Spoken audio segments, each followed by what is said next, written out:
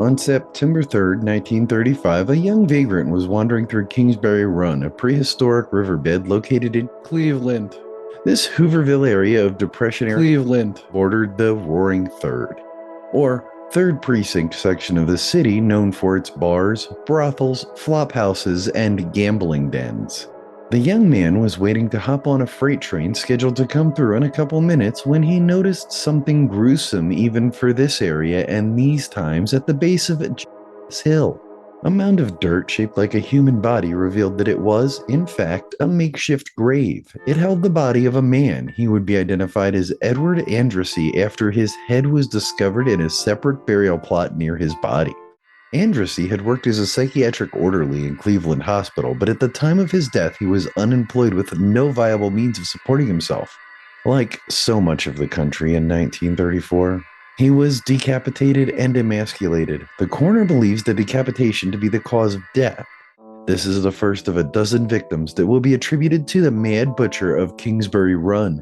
We will discuss the rest of the victims right after my overly obnoxious trigger warning. Roll the intro.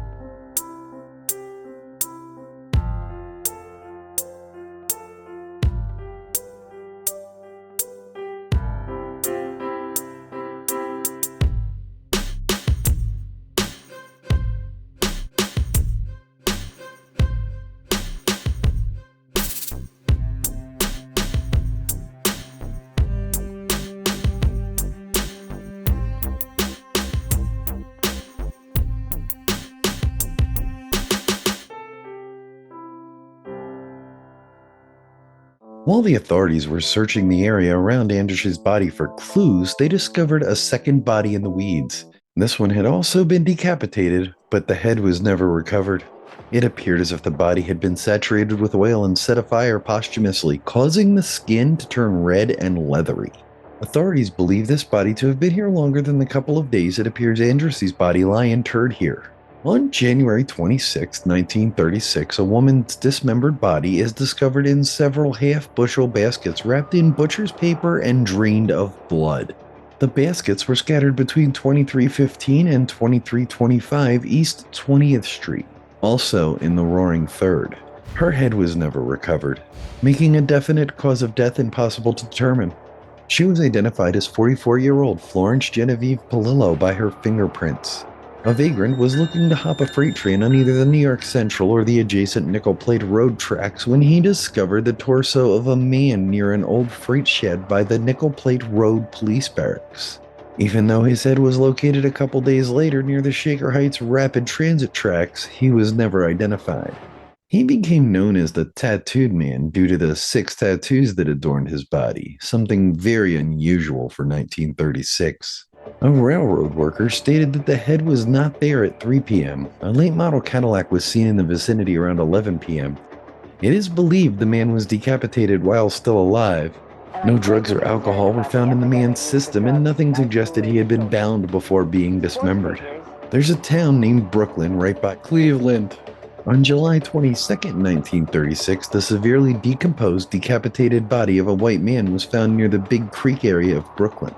A thorough search of the area turned up a skeletonized head belonging to the same man. A large amount of blood contaminating the ground under the skull led police to believe the man had been murdered on the spot.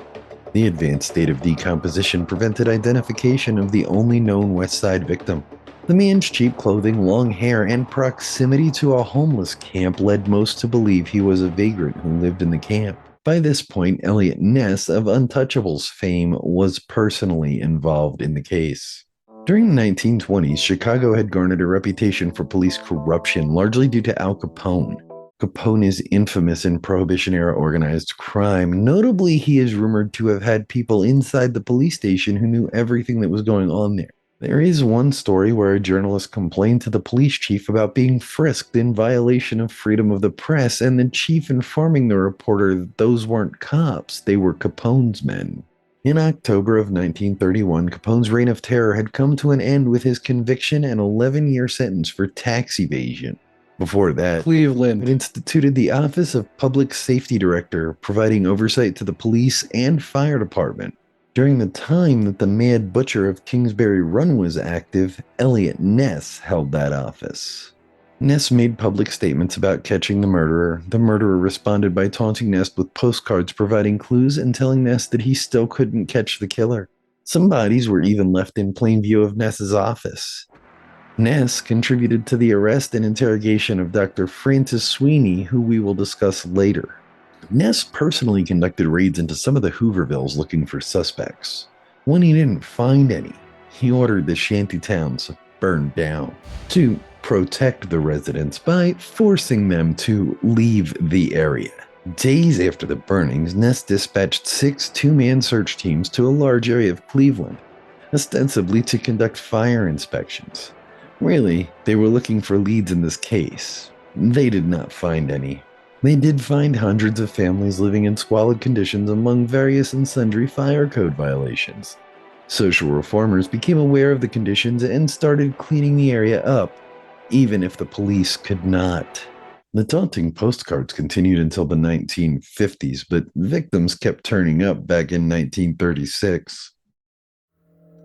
An unhoused man was sitting near a stagnant pool of water looking to hop a freight train when he noticed something floating in the water. It turned out to be a man's torso that was severed between the 3rd and 4th cervical vertebrae, which is around the middle of the neck, as well as the 3rd and 4th lumbar vertebrae, near the top of the hips.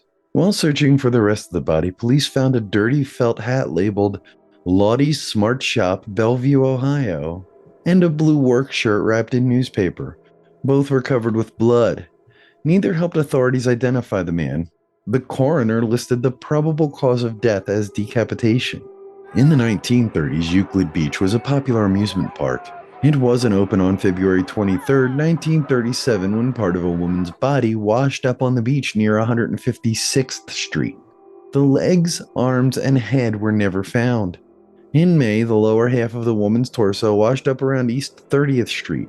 The arms had been disarticulated at the shoulder.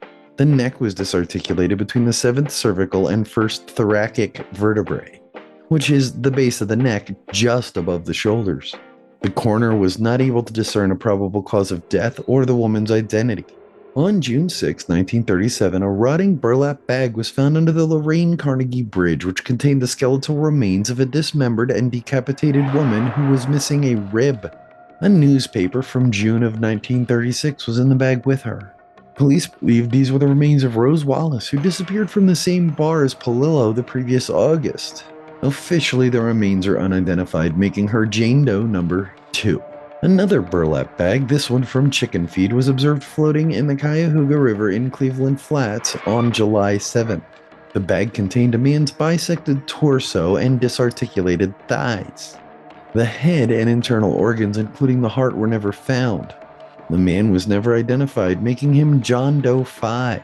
Almost a year later, on April 8, 1938, a woman's leg was found in the Cuyahoga River in Cleveland Flats. On May 2nd, 2 burlap bags were floating west of the 3rd Street Bridge. The bags contained a woman's nude bisected torso, thighs, and feet. Her arms and head were never found. She is the only victim to have in her system. The final 2 victims were found on August 16, 1938. Men picking for metal to recycle at a dump at the end of East 9th Street in Columbus found the remains of a woman wrapped in rags, brown paper, and cardboard. Her head and hands were found with the body. The dismemberment was similar to the other victims. She stayed unidentified, becoming Jane Doe 4. Nearby on the Chicago lakefront, in plain view of Ness's office, a man's completely disarticulated body was found. He remains unidentified and is referred to as John Doe 6. Now that we know all the victims, let's talk about the major suspects.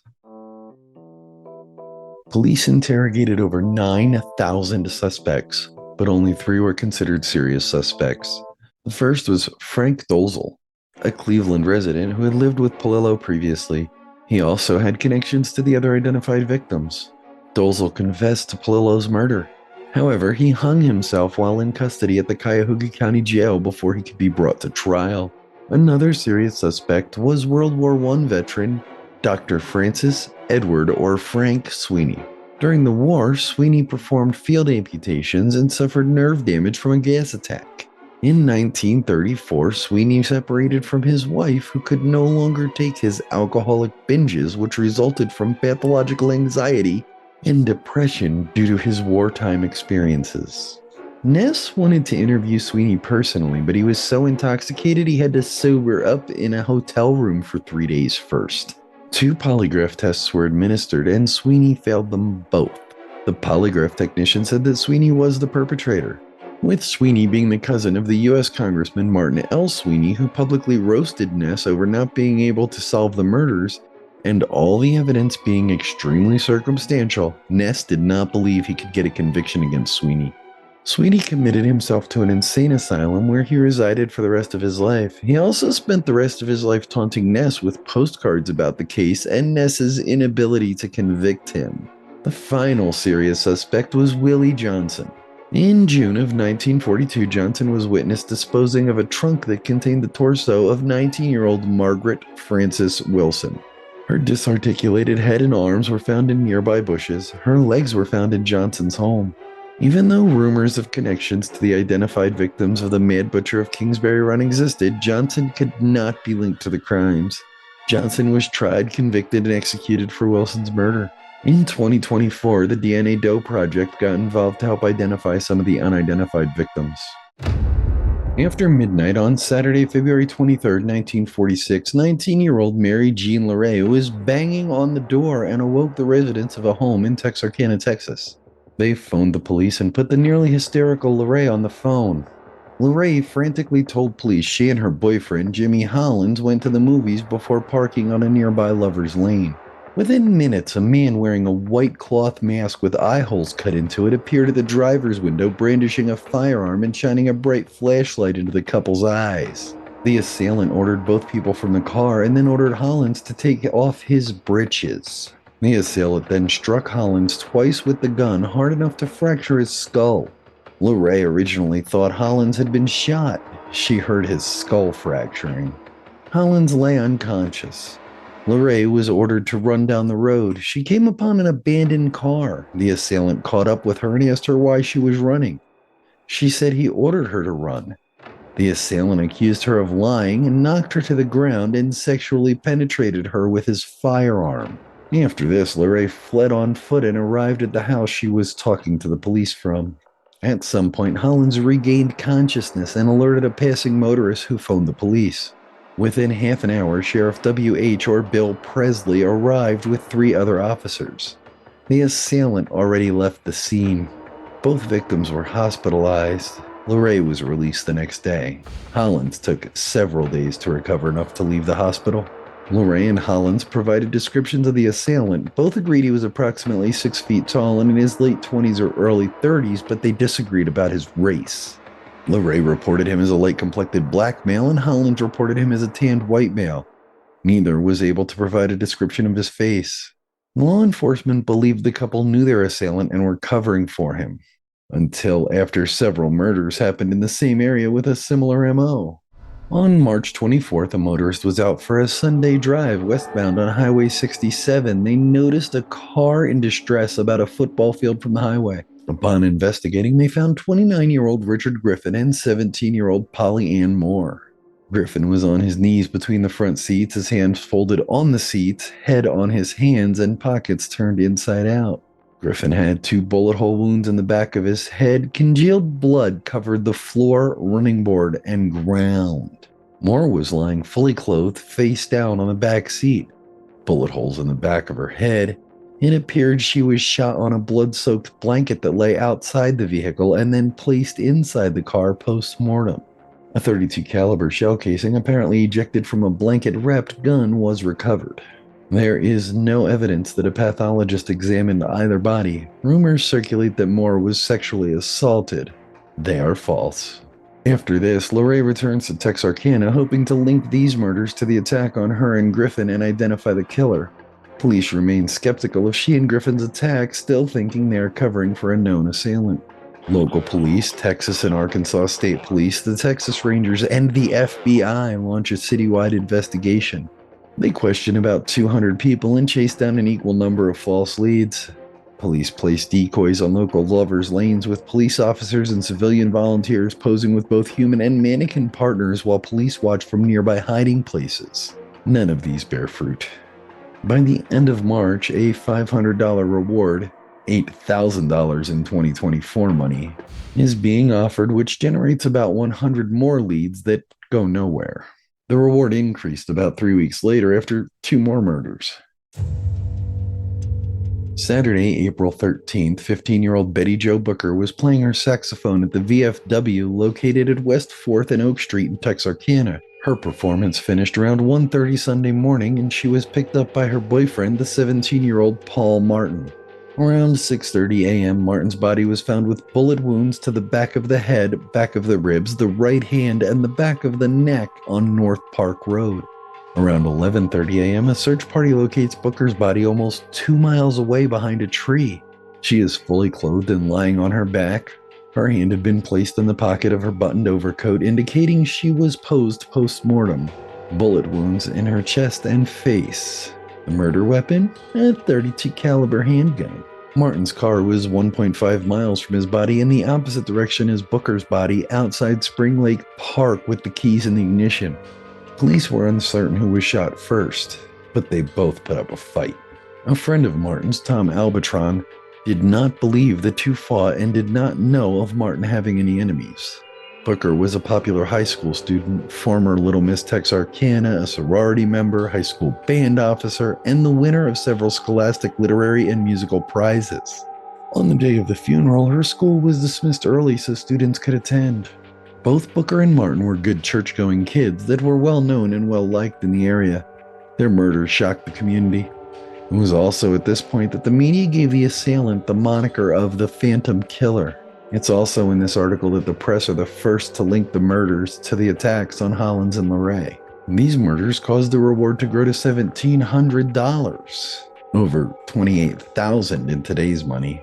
The rumors were such a problem that Gonzalez held a press conference and stated the rumors were a hindrance to the investigation and harmful to innocent persons. Local teens became vigilantes, arming themselves and parking along deserted local roads waiting for the assailant to approach. 2 patrolling police came upon a car. While approaching, they noticed 2 people inside and introduced themselves, asking if the youths weren't scared. The girl replied, "It's a good thing you told me who you are," and then displayed a .25 caliber ACP pistol. When a man is killed in his own home about 3 weeks later, the public reaction becomes even more insane. In the late evening of May 3rd, Virgil and Katie Starks were enjoying a quiet evening on their 500-acre farm off Highway 67 about 10 miles outside Texarkana. Virgil is sitting in his chair reading the paper when Katie hears the loud shattering of glass and runs into the room just in time to see Virgil stand up and slump back into his chair. She sees the broken window and the blood. Putting 2 and 2 together, she knows Virgil has been shot.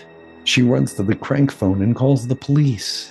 On the second ring, 2 shots ring out and both hit Katie in the face. Katie falls to the ground, gets back to her feet, and rushes to another room to retrieve a gun. Her own blood blinds her, making the task impossible to complete. Hearing the assailant in the back of the house, Katie runs to the front door and across the street to a relative's house, who is not home. She runs to another neighbor's house, shouts, "Virgil's dead," and collapses. The neighbor shoots a rifle in the air to summon another neighbor who retrieves their car. Several neighbors take Katie to the hospital. Katie was interviewed at the hospital and again several days later. In the latter interview, she dispelled a rumor that Virgil had heard a car outside the house several nights in a row and feared he would be murdered. Police set up blockades on Highway 67 East. Several motorists and men in the area are detained for questioning, but all are cleared of involvement. Within 2 days, 47 police officers are assigned to the task force to solve the murders. On May 9th, a mobile radio station, 20 Arkansas State Police, and 10 prowl cars with two-way radios are added to the investigation. On May 11th, a teletype machine was installed in the Bowie County Sheriff's Office. By May 13th, the reward had grown to $10,000, over $168,000 in today's money. On May 15th, the police finally connected the Hollins-LeRae attack to the murders. After this murder, the public becomes hysterical. Police are inundated with reports of prowlers. Sheets are nailed over windows. Windows and unused doors are nailed shut. Other doors are kept locked at all times. Stores sell out of guns, ammunition, locks, window shades, and Venetian blinds. The nervous populace armed with guns makes Texarkana an increasingly dangerous place to live. Let's see who some of the suspects are. Henry Booker, or Duty Tennyson, a university freshman, unalived himself and left a note indicating that he was the killer. This was debunked by friends placing him elsewhere during some of the murders. Ralph Bauman, a former Army Air Force machine gunner, confessed to the crimes, claiming to have been in a fugue state at the time. His confession was in opposition to many facts of the case, and he was dismissed as mentally ill. Several others, a man attempting to sell a saxophone similar to Booker's, an escaped German POW, a hitchhiker, a wife-beater from Atoka County, Oklahoma, a Texarkana resident with a good reputation who was cheating on his wife, Earl McSpadden, who was found dead on the railroad tracks, all cleared of involvement. Finally, there was Joel Swinney. Swinney was a 29-year-old car thief and counterfeiter known to be active in the area during the murder spree.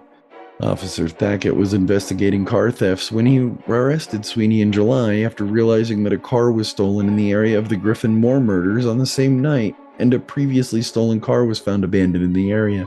Sweeney's wife Peggy was arrested when she came to retrieve the abandoned car. Peggy confessed with some detail to Sweeney being the phantom murderer. Minor details of her story changed across several interviews. Police believed she was withholding information out of fear of Swinney and or to conceal her own involvement. Peggy refused to testify against Swinney and later recounted her entire confession. Police worked for 6 months to verify and validate Peggy's confession. While they had some success, prosecutors did not believe they could obtain a conviction without her testimony, which could not be compelled because of spousal privilege. Swinney was tried, convicted, and imprisoned as a habitual offender for car theft, which had him incarcerated for the rest of his life. The 2014 book that is linked in the description was written by a relative of one of the primary investigators, which unequivocally states that Swinney is the murderer and that this conviction was an unofficial plea bargain. In 1952, Ruth Gwynn was 50 years old. A man attempted to force Gwynn into his car and shot her in the back in the process. Gwynn lived, but the man was never caught. In 1959, Gwynn was 57 years old and employed as a secretary. She was walking home in the early morning hours of Thursday, May 28th, when a man lunged from his hiding spot behind a tree and clubbed Gwynn with a plank. The man then dragged Gwynn into a nearby parking lot and assaulted her. Her screams were so loud that lights began to turn on in nearby residences and on porches, causing the assailant to flee. Police did not believe the two attacks were connected other than through the extremely unlucky elderly woman. When police arrived, Gwynn was coherent enough to provide an account of the attack and a description of her attacker.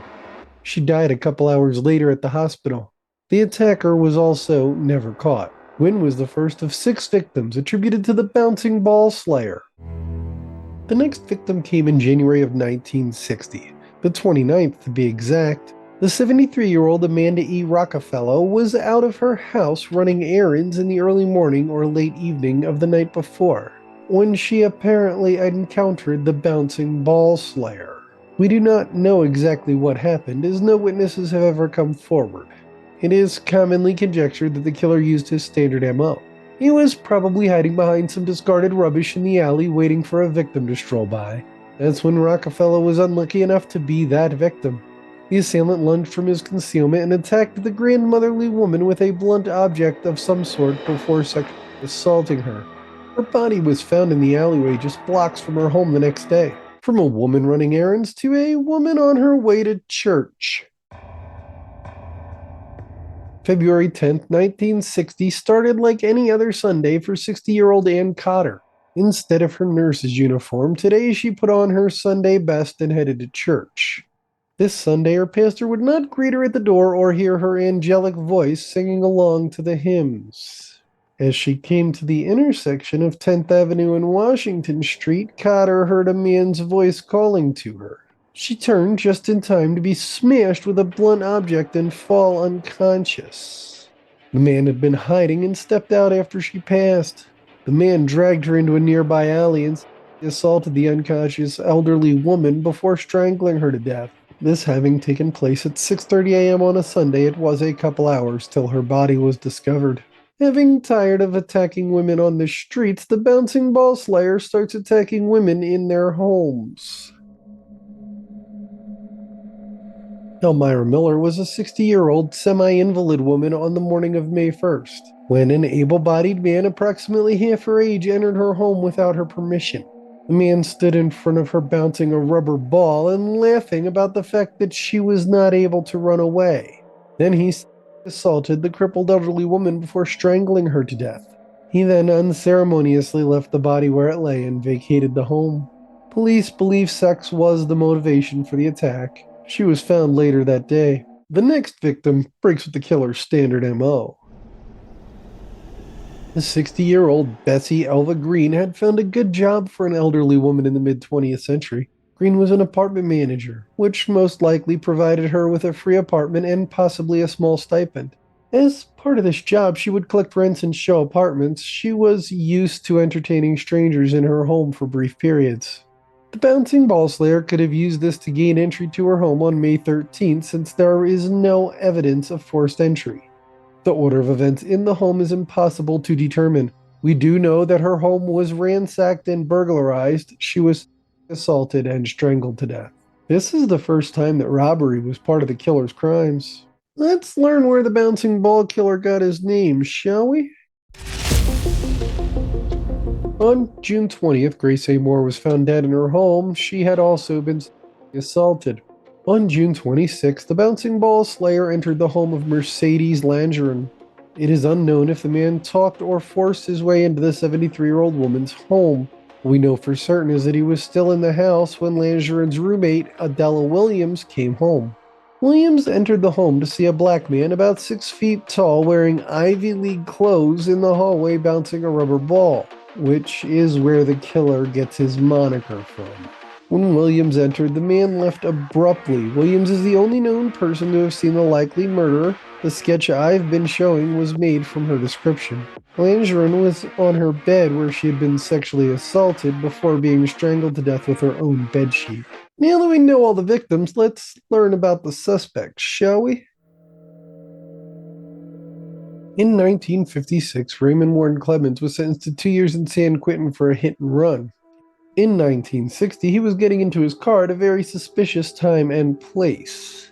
That night, a woman screamed near the college campus and it was reported to the police. When they arrived, they found the body of 19-year-old Nina T. Thorin, who had been strangled to death. Clemens stated that he offered Thorin a ride. Thorin inquired, "Are you the bouncing ball slayer?" Clemens responded, "Sure, I'm the bouncing ball slayer. Look in the glove compartment, the ball is in there." Clemens also confessed to being the bouncing ball slayer, but a polygraph showed he was being deceptive when he stated that. Clemens got life for Thorin's murder, but was never convicted or charged with any of the other murders. On September 6, 1960, police arrested Henry Adolph Bush for having a very unfortunate middle name and also trying to kill a co-worker. He had a knife and handcuffs on him when he was arrested. While Bush was being booked, he just decided to confess to murdering 2 women earlier that month. 73-year-old Shirley Paneas on the 4th and 53-year-old Margaret Briggs on the 5th. He also confessed to the murder of Elmira Miller from earlier. Bush was convicted of killing Paneas, Briggs, and Miller, but none of the other victims of the bouncing ball slayer. He was given a free dose of gas on June 6, 1962 as a result. On August 28, 1961, in nearby Long Beach, 81-year-old Dora Ann Cutting was sexually assaulted and strangled to death by Charles James Golston. Golston was also questioned about the disappearance of an 11-year-old and the bouncing ball slayer killings, but he was cleared in all the cases except Cuttings. He was sentenced to death, but after 2 stays of execution, the California Supreme Court found the death penalty unconstitutional and Golston's sentence was commuted to life without, just like Charlie Manson. I cannot find information indicating if he is still alive or not. On February 2, 1964, the body of Hannah Tailford was found on land that would be submerged during the high tide along the River Thames. The body was near the London Corinthian Sailing Club's clubhouse. Tailford was also only a short distance from Hammersmith Bridge. Telford's body wasn't far from where the body of Elizabeth Figg had been found 5 years earlier, or Gwyneth Reese's body the previous year. All three women were known to be sex workers. Additionally, all three women were known to have been treated for at least one sexually transmitted disease. Figg, Reese, and Telford were also all pregnant at the time of their deaths. All three women had been sexually assaulted and strangled to death. Their bodies were left naked in the same area. Unlike the other two, Telford's underwear were shoved down her throat and she was missing several teeth. These are commonly thought to be the first three victims of an unsolved serial killer case known as Jacl The Stripper. Just over 2 months after Telford was found, Irene Lockwood was found on April 8, 1964, in the same area as Telford. The discovery of her body had the cops believing that a serial murderer was active in the area. Like Telford, Lockwood was also a pregnant sex worker who had been sexually assaulted, strangled, and left nude. 16 days later, Helen Bartholomew was found nude in the alley behind 199 Boston Manor Road in Brentford. Like the others, Bartholomew was a known sex worker, had been sexually assaulted and strangled to death. Flecks of paint used in automobile manufacturing were found on or with her body, the first solid lead. Police focused on attempting to link the paint to nearby businesses. About 2.5 months later, on July 14th, people heard a car reversing down Berrymead Road in Chiswick. Upon investigating, they found the nude body of a known sex worker, Mary Fleming, outside 48 Berrymead Road. She had been sexually assaulted and strangled to death. On October 23, 1964, Frances Brown was seen getting into a client's gray Ford Zephyr by a colleague. This was the last time she was seen until November 25th, when her nude body was found in a car park on Hampton Street in Kensington. She was nude and had been strangled to death. The advanced state of decomposition made it impossible to determine if she had been sexually assaulted. Brown's colleague provided the identikit sketch I've been showing during this video. Brown had testified for the defense in the Profumo affair, a scandal involving an elected public official. The final victim was found on February 2, 1965. Bridget O'Hara, also a known sex worker, was located near a storage shed used by Heron Trading Estate in Acton. She went missing on January 11th. Her body was found with flecks of paint similar to those found with Brown. The paint was traced to an electrical transformer near the body. Pathologists also believe the body to have been heated post-mortem, which is also explained by close proximity to an electrical transformer. Once again, advanced decomposition prevented conclusive determination of sexual assault.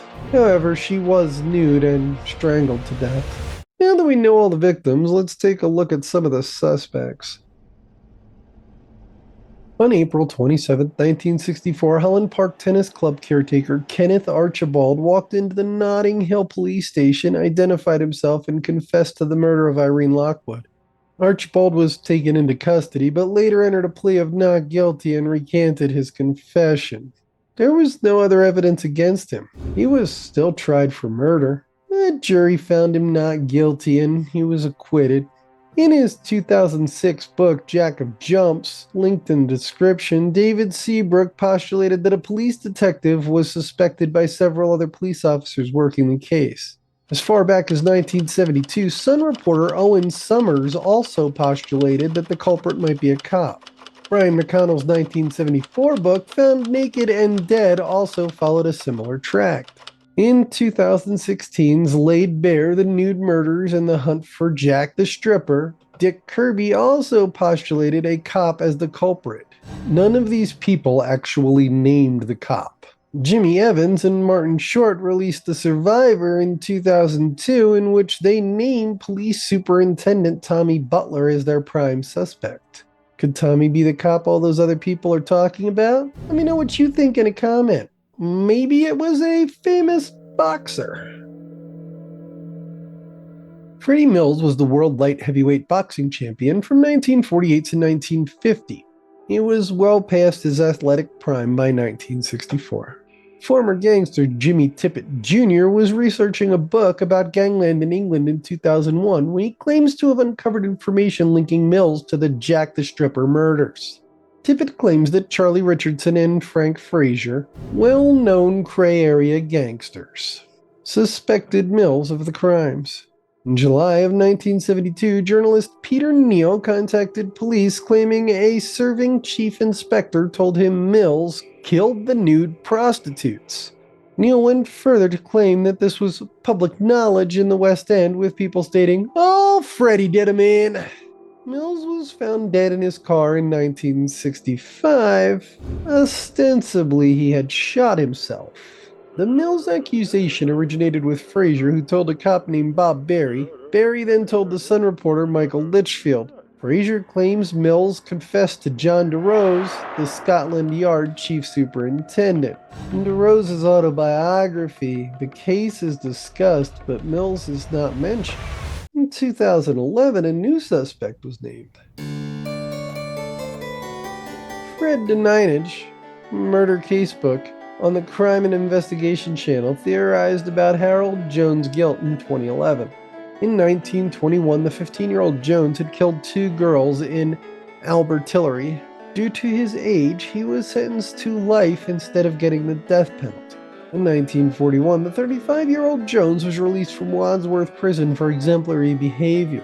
Upon his release, he returned to Albertillery and visited the graves of his victims. By 1947, Jones was living in Fulham, London. His whereabouts during the time of the murders are unknown. Aside from the sexual assaults, all the Jacl The Stripper murders were very similar to Jones' known victims. In his 2011 book, Who Was Jacl The Stripper, Neil Milkins states, Jones turned up in Fulham in the late 1940s, calling himself Harry Stevens, and stayed at that address in Hastercombe Avenue until 1962, at which point he disappeared again. I came across the Jacl The Stripper case on the internet and realized that in the same 3 years Jones' whereabouts remained unknown, 1962 to 1965, a number of prostitutes had been murdered in the same West London area. In the 2019 documentary Dark Sun: The Hunt for a Serial Killer, strong links are made between Jones' known crimes and the murders by an investigative team using modern police techniques. Jones died in 1972 and was not a contemporary suspect in the murders due to a record-keeping error. The strongest suspect in the case is Mungo, Ireland. In 1970, DeRose referred to Mungo, Ireland as a 40-something respectable married man codenamed Big John. Ireland was linked to the case because he worked at Heron Trading Estate, where the paint chips found with Bridget O'Hara originated from. Shortly after the interview aired, Ireland decided to inhale his car's exhaust until he was dead. Ireland left a note that in part states, "Can't stick it any longer," and finished, "To save you and the police looking for me, I'll be in the garage." Recent research suggests that Ireland was in Scotland when O'Hara was murdered. More recent research suggests that those work records could be false. Milkins points out that after Ireland's death, the murder stopped and the police task force was greatly reduced before being disbanded completely. In Dark Sun: The Hunt for a Serial Killer, Milkins points out, on the morning that Ireland's body was found, he had been due to appear before Acton Magistrate Court to face a charge of failing to stop his car after being involved in a road traffic accident, and that unaliving himself over such a minor charge would be unusual at best.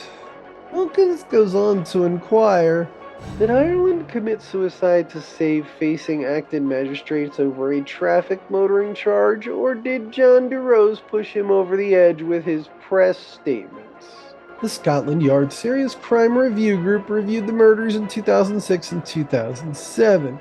This review led them to state, the circumstantial evidence against Mungo, Ireland is very strong, and it was the view of the officers conducting the most recent review of his case that he was the most likely to be responsible. On Monday, November 15, 1971, Carmen Colon was at home with her siblings, parents, and grandparents at her grandparents' Brown Street, Rochester home where Carmen resided. Carmen was born in Puerto Rico. She moved to the mainland when she was 5 and spoke little English as a result. Carmen normally walked a couple blocks to the local pharmacy with her grandfather when a family member's prescription needed to be retrieved. However, on this day, she begged to be allowed to make the journey alone until her family acquiesced. Philomena Cologne sent Carmen to Jack's drugstore at 898 West Main Street to fill a prescription for an ill sibling. When Carmen arrived, the druggist told her it would take a few minutes to fill the prescription. Carmen stated, I gotta go, placed her mother's Medicaid card and the prescription on the counter and left the store at about 4:20 p.m. Approximately an hour later, motorists saw Carmen on I-490. The 10-year-old girl was naked from the waist down and running from a dark-colored Ford Pinto that was reversing along the highway after the child. Carmen was waving her arms frantically and yelling in an attempt to flag down passing cars. None of them stopped. Eventually, the man inside the car got out and led Carmen back into the car by her wrist, according to witnesses. On Wednesday, November 17th, about 12 miles away, two boys from Churchville were riding their bikes along Stearns Road when they came upon something in a gully not far from Interstate 490.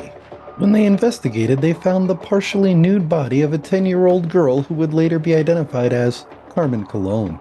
Her coat was found in a culvert about 300 feet, or an American football field, away from her body. Her pants and underwear were found near where she was seen running on I-490. Carmen's body was covered in fingernail scratches, her skull was fractured, and one of her vertebrae was broken. She was also sexually assaulted before being manually strangled to death. The public outrage was intense. A 10-year-old girl assaulted and murdered, all these people on I-490 who did not help. Two local newspapers raised a $2,500 reward. That's almost $20,000 today for information leading to the capture of her killer. Through donations from private citizens, the reward grew to $6,000. That's almost $50,000 today. Several suspects were interrogated, including Carmen's uncle, but none were arrested, charged, or tried for the attack on Carmen. Just over a month after the murder, only 3 police officers were working the case. In winter of 1972, residents of upstate New York began to see billboards about the case. Each billboard had an 8-foot picture of Carmen and the headline, "Do you know who killed Carmen Cologne?" The billboards included information about the reward and provided the hotline numbers and mailing addresses. The billboards were donated by the Rochester Outdoor Advertising Company for 1 month. Carmen Cologne, found near Churchville, was the first victim of a serial killer who would come to be known as the Alphabet Killer. Roughly 17 months later, on April 2nd, 1973, 11-year-old Carrot Top, Wanda Walkowitz's mother Joyce, a widow, sent her to the Hillside Delicatessen for some groceries around 5:30 p.m. The Delicatessen was 3 blocks from the Walkowitz Avenue D residence in Rochester. Bill Van Orden was working in Hillside that day. He told reporters he remembered seeing Wanda and that she bought milk, bread, cigarettes, and diapers. The interview also included, "Then she left the store immediately after?" "Yes." "Which way did she go?" "Down Conkey." "Did you see anybody with her?" "No, she came in by herself and she left by herself." Witnesses reported seeing Wanda on Conkey Avenue near school number 8 struggling to carry the grocery bag with a large brown car slowly approaching her. The classmates reported seeing Wanda brace the bag against the fence to get a better grip on it as the car passed her. According to a police investigator, when the witnesses looked back again, Wanda was gone and so was the vehicle. Joyce reported Wanda missing around 8 p.m. that evening. Police, who still remembered Carmen's murder, immediately began an intense search for Wanda. Police searched around her home for several square miles. Police searched the area surrounding Hillside Delicatessen. Police even searched the Genesee River, Wanda's favorite play area. All in all, nearly 50 police detectives searched for Wanda, but did not find her. The next morning, police found Wanda at the base of a hill alongside an access road to State Route 104 about 7 miles from Rochester in Webster. It looked as if the body was tossed from a moving vehicle and rolled down the hill. Mr. Hillman, Wanda's teacher, stated that he did not believe she would get into the car with a stranger willingly. Police state that Wanda was described as street smart, which supports her teacher's claim. Wanda's 4-foot 7-inch, 77-pound body had several defensive wounds indicating she put up a fight before being murdered. Dr. John Endland concluded that Wanda was sexually assaulted before being strangled from behind with a belt. He stated, "She was such a tiny child. I don't think she was capable of putting up much of a struggle." Investigators established an anonymous hotline for tips and distributed flyers to the public appealing for help. A $10,000 reward, which is a little over $72,000 today, was established for tips leading to a conviction in the case. The hotline yielding 2 eyewitnesses. The first informed police they had seen Wanda standing at the passenger's door of a large brown car conversing with the driver, but they did not see the driver clearly. The second informed police that she saw a man on Conkey Avenue about 5:30 p.m. forcing a girl matching Wanda's description into a light-colored Dodge Dart. Officially, Rochester police denied any link between Carmen and Wanda's murders. However, they reassigned an officer currently working on Carmen's murder to Wanda's case. Local Rochester ABC affiliate television network WORK aired a 30-minute reenactment of Wanda's abduction and the discovery of her body on October 21st, which also contained pleas for information in the case. The police did get around 200 calls from the public after this broadcast, but it garnered no useful leads. A DNA profile was obtained from evidence in this case in 2019, but as of yet it has not been matched to any suspects. The killer responded to the broadcast by striking again in November.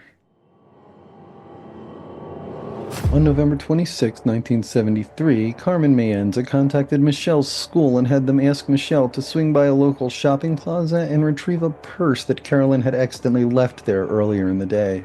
At approximately 3:20 p.m., Michelle's classmates saw her walking alone towards the shopping plaza near the school. A witness reported, "I saw Michelle in a beige or tan vehicle flying down Ackerman Street and turning onto Webster Avenue around 3:30 p.m. Michelle was crying."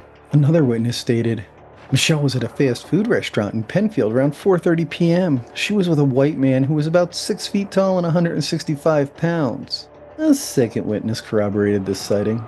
A third witness claimed, "Around 5:30, I was on Route 530 in Walworth when I saw a man standing by a beige or tan vehicle with a flat tire. He was holding Michelle by the wrist. I stopped to see if I could help, and he intentionally shoved the girl behind himself." This also covered the license plate. "He stared at me in such a menacing manner that I simply felt compelled to leave the scene." 2 days later, on November 28th, Michelle's body was discovered, fully clothed. Michelle's body was about 15 miles from Rochester in Macedon, New York, in a ditch alongside a rural road. The autopsy revealed severe blunt force trauma to Michelle's body and evidence of sexual assault. The cause of death was strangulation by ligature, most likely a thin rope. Her clothing was covered in white cat fur. She did not have a white cat. Clenched in the young girl's tiny fist was foliage matching that located where she was found, leading police to conclude that she was killed where she was found. A partial palm print was lifted from her neck. Semen samples were recovered from her body and underwear. Analysis determined that all the samples were from the same man. As is standard protocol during an autopsy, Michelle's stomach contents were analyzed. Traces of a hamburger and onions consumed approximately 1 hour before her death were found. This is considered supporting evidence for the witness accounts I detailed earlier in this chapter. The description provided by the witness who stopped to help with the flat tire was used to create the identikit sketch I've been showing during this video. Carmen Colon, Wanda Walkowitz, and Michelle Mayenza were all laid to rest in Holy Sepulchre Cemetery in Rochester, New York. 200 people attended Carmen's funeral mass on November 22, 1971. Reverend Benedict Amen officiated at Wanda's funeral, standing next to her white and gold casket on April 6, 1973. Corpus Christi Church hosted Michelle's funeral on December 1, 1973. Scores of mourners attended the open casket funeral. Christopher Mayenza, Michelle's father, concluded the funeral by stating, "She was a sweet little girl. She didn't fight much." Now that we're familiar with all the victims, let's discuss the police investigation and the similarities between these murders. The murders which police have never officially linked. Intense publicity around these murders fueled public outrage about them. Between the anonymous hotlines, the rewards, and the press coverage, over 800 men were interrogated about these crimes. None of them were charged. All 3 of these girls were from Catholic families, as is evidenced by all 3 being laid to rest in a Catholic cemetery. All 3 of these girls were known to have a few friends and were bullied at school and/or had poor grades, which means they were also all involved with social work programs through the church, county, and city. Could the perpetrator have found them through these programs? All 3 abductions happened on days when it was raining. All 3 victims were found near locations easily accessible by vehicle and had been thrown or carried from a vehicle. All 3 children were small in their physical stature even for their ages of 10 or 11 years old. They had all been sexually assaulted and strangled to death, the first being strangled manually and the other 2 with ligatures, demonstrating a classic development of MO. Wanda and Michelle both ate after being abducted and before being killed. Investigators seem to think that victims being chosen due to their alliterative initials is unlikely. What are the odds that 3 victims with alliterative initials could be chosen randomly? And don't forget, they were all dumped in or near towns with names that began with the same letter. Investigators base this on the belief that this would require stalking the children prior to their abductions, which would increase the chances of being observed near the children during these activities. Unless the names are chosen from the rosters at a social work program, or the person is someone people expect to see with underprivileged children. Investigators believe that Carmen's murder may not be related to the other 2, as the MO in her case indicates someone known and quite possibly related to the child who abducted with coercion rather than force. She was first. Even if it was a relative of hers, he could have moved on to less well-known victims for subsequent attacks. There is a reason that dogs who have drawn blood from people are put to sleep, after all. Let's meet some of the more credible suspects. You might have heard of Kenneth Bianchi, half of the Hillside Strangler team from LA in 1977 and 1978. If you'd like to see a video about that case, let me know in a comment. What you might not know is that prior to 1976, he lived in Rochester, New York and worked as an ice cream vendor. His work records indicate that he worked close to the scenes of Carmen and Wanda's murders. He also drove a vehicle of the same color and model as that seen near one of the abduction sites. Bianchi vehemently denies any culpability in these cases and has never been charged with them. In 2011, Joseph Mesa was arrested for the murders of 4 sex workers in Los Angeles between 1977 and 1974. All 4 victims had alliterative initials. Mesa also lived in Rochester at the time of the murders and regularly traveled between LA and Rochester. Remember that DNA profile from Wanda's body? Well, it does not match Mesa. On August 20th, 2013, Mesa was convicted of the California murders. On November 22nd, he was sentenced to death for them. Remember me mentioning it might have been a relative of Carmen? Miguel was Carmen's father's brother, and after her parents separated, Miguel began a relationship with Carmen's mother. While Carmen regularly walked to the pharmacy to collect family prescriptions, normally her grandfather accompanied her. On the date of her disappearance, she begged to go alone. Just weeks before the crime, Miguel purchased a car matching the description of the one seen reversing along I-490 in pursuit of the child. The car was searched after Carmen's murder. It was determined that it was recently extensively detailed inside and out, including the trunk. Car lot stated the trunk had not been cleaned before purchase. Carmen's doll was found in the car. Family members stated that Carmen had ridden in the car and may have left the doll by accident. 2 days after Carmen's death, Miguel told a friend that he had to leave the country because he had done something wrong in Rochester. 2 days after that, he moved to Puerto Rico. In March of 1972, investigators traveled to San Juan, Puerto Rico to question Miguel. Newspapers had published reports of police intending to question Miguel, and he fled from the officers. On March 26th, Miguel turned himself in and agreed to be extradited to Rochester for questioning. Miguel could not provide a credible alibi, and no witnesses could be found to corroborate the one he did provide. While there is extensive and strong circumstantial evidence linking Miguel to Carmen's murder, there is no physical evidence, not at the crime scene or in his car. In 1991, Miguel was 44 when an argument with his wife and brother escalated to the point where Miguel shot them both before taking his own life with a gun. Additionally, Miguel has never been suspected in the other murders. So prosecuting him for Carmen's murder would require legally severing ties between these 3 murders, which would downgrade the case from a serial killer case to a multiple murder case. By legal definition, serial killer requires 3 murders. Maybe it was a firefighter. Dennis Termini was a 25-year-old firefighter on the Rochester Fire Company. Spanning the time of these 3 murders, there was also a serial operating in Rochester. That case has been dubbed the Garage, and I can't find a lot of information about it. I do know a couple things though. The garage was operated in and around Rochester before, during, and after these three murders happened. The serial offender is responsible for no less than 14. This serial offender focused exclusively on young women, but I do not know their exact ages. Dennis Termini is known to be this serial offender. Additionally, Termini owned a car that matched the description of the one witnesses reported in these murders. He also lived on Bach Street, near where Michelle was last seen alive. 5 weeks after Michelle's death on New Year's Day 1974, Termini attempted to abduct a teenage girl with his gun. The young lady would not stop screaming, and Termini eventually fled the scene without abducting her. Almost immediately, Termini did abduct another young lady. This time, police pursued him while he had the abducted girl in his car. The chase culminated in Termini giving himself a fatal dose of lead to the head. In 2007, Termini's body was exhumed and DNA was retrieved. It did not match the DNA retrieved from Wanda's body, which is the only evidence remaining in this case. All other evidence has been lost or destroyed over the years. Ask anyone who has ever lived in a river valley, and they will confirm that flooding is a regular occurrence in them. The Connecticut River Valley that creates part of the New Hampshire-Vermont border is no exception to this rule. But the floods of early summer 1984 seemed sent by God to wash away the valley's innocence. Several roads were closed and travel was difficult, even for the 10-minute drive from the county nursing home in Unity to Bernice Countermash's home in Beauregard Village.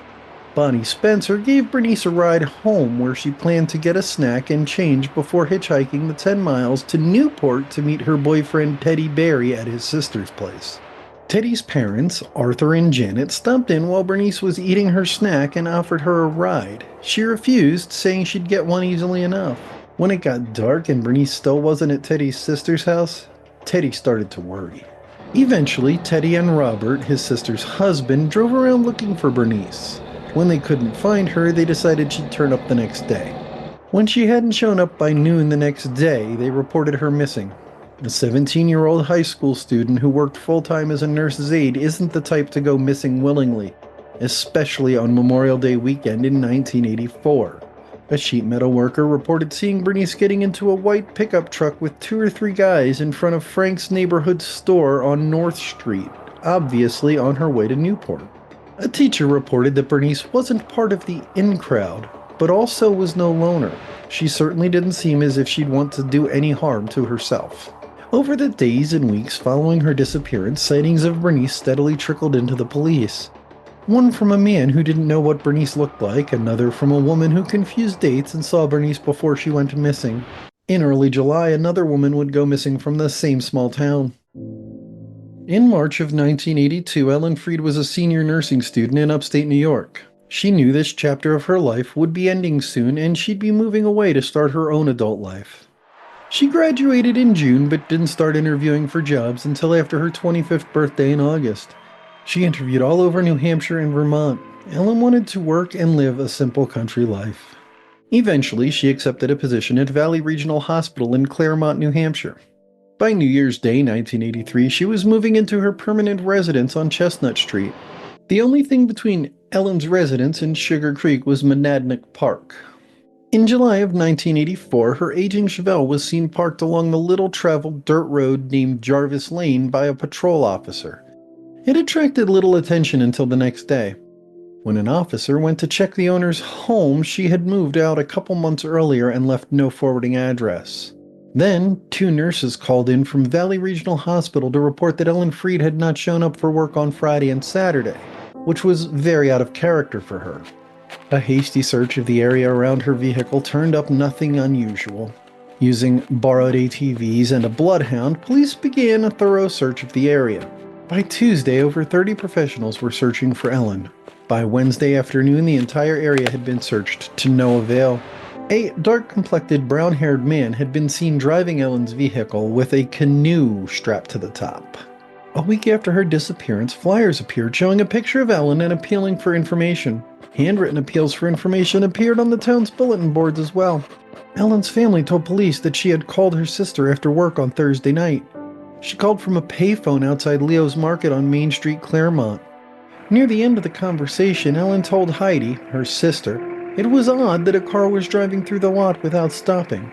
Then Ellen started her car before hanging up the phone just to make sure it started. 3 weeks after her disappearance, friends from work found Aram Nasoglu, Ellen's boyfriend. It turns out he was the one driving around with the canoe on the roof. Police and the media had not connected these two cases. Psychologist John Philpin was the first to officially suspect a serial killer at work. Ava Morse was 27 years old and devoted to her 10-year-old daughter, Jenny. Ava also lived an openly lesbian lifestyle at a time and place where it was not generally accepted to do so. Lacking a high school diploma relegated the young woman to low-paying jobs. Ava managed to support herself and Jenny, but accommodations were meager and luxuries like a car completely out of reach, which is why Ava frequently hitchhiked. In 1985, Ava left Carol Wilcox, her live-in lover.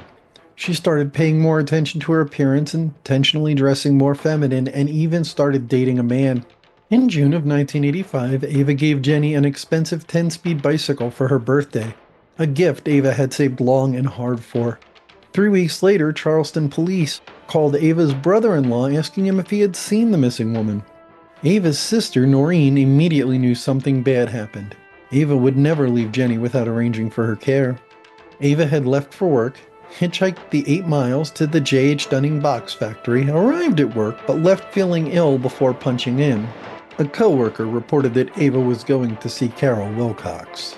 Some reported Ava being depressed. A friend recalled Ava talking about going to Connecticut for training to obtain a higher paying job. Others reported Ava leaving without providing care for Jenny before. A general sentiment of Ava's irresponsibility led people to think Ava left by choice. But not Noreen, who spent $14.80, which is just over $40 in today's money, to place an ad in a local paper seeking information about Ava. This prompted the paper to run a front-page story about Ava. The Eagle Times started asking about links between Ava's and Ellen Freed's cases. You remember Ellen, right? The lead investigator stated that they were looking along the river for clues. He also stated, "There's nothing like a car left behind in this case to give you a place to start with. It's a lot of territory to cover. And I could bring in the dogs, but where would we start?" In August, police questioned motorists outside the J.H. Dunning box plant. One driver reported seeing her hitchhiking on Washington Street 3 weeks after her disappearance. A woman reported picking Eva up in front of the plant on July 10th. She took Eva north to the Charlestown-Claremont line, where Eva continued hitchhiking north. Police focused on the differences between Eva, Bernice, and Ellen's disappearances to the point of ignoring the similarities. Philpin was connecting the dots. Carol Wilcox lived in Beauregard Village, where Bernice had lived. Beauregard Village is in West Claremont, like Leo's Market, where Ellen used the phone immediately before she disappeared. The bridge Bernice crossed shortly before her disappearance was only a mile north of Leo's Market. On a lazy Thursday in September, the police radios lit up with requests for state police, detectives, the county medical referee, and the state's attorney general's office in Newport, just outside the jurisdiction these women disappeared from. 2 men came across some bones while target shooting in the woods. Mike Praza, the Claremont chief detective, suspected this might be linked to his missing persons cases, but decided not to get involved unless and until he was invited to do so by his smaller neighbor. That evening, Arthur Bastian, the Newport police chief, called Prazo at home. The bones had been buried under an ancient hemlock tree which had fallen over. It was only 50 feet from an abandoned rail line now used for jogging by locals. This was as far as a vehicle could go into the woods. The skeletal remains were shipped to the state lab in Concord, where the work of identifying these remains would be farmed out to labs better equipped for the process. Bastian looked through some of Prazo's case files. He immediately thought the remains might belong to Ellen. 12 days later, Bastian's hunch proved to be correct. They had finally located Ellen Freed. Forensic analysis of the teeth made the conclusive identification. A forensic pathologist was unable to determine the cause of death. The Assistant Attorney General publicly declared that they were considering all options: accident, suicide, and homicide. He stated, "There are a lot of unanswered questions. Almost all the questions are unanswered." Police were convinced it was a homicide. 2 subsequent searches of the area turned up no clues. Officers painstakingly canvassed homes close to the site.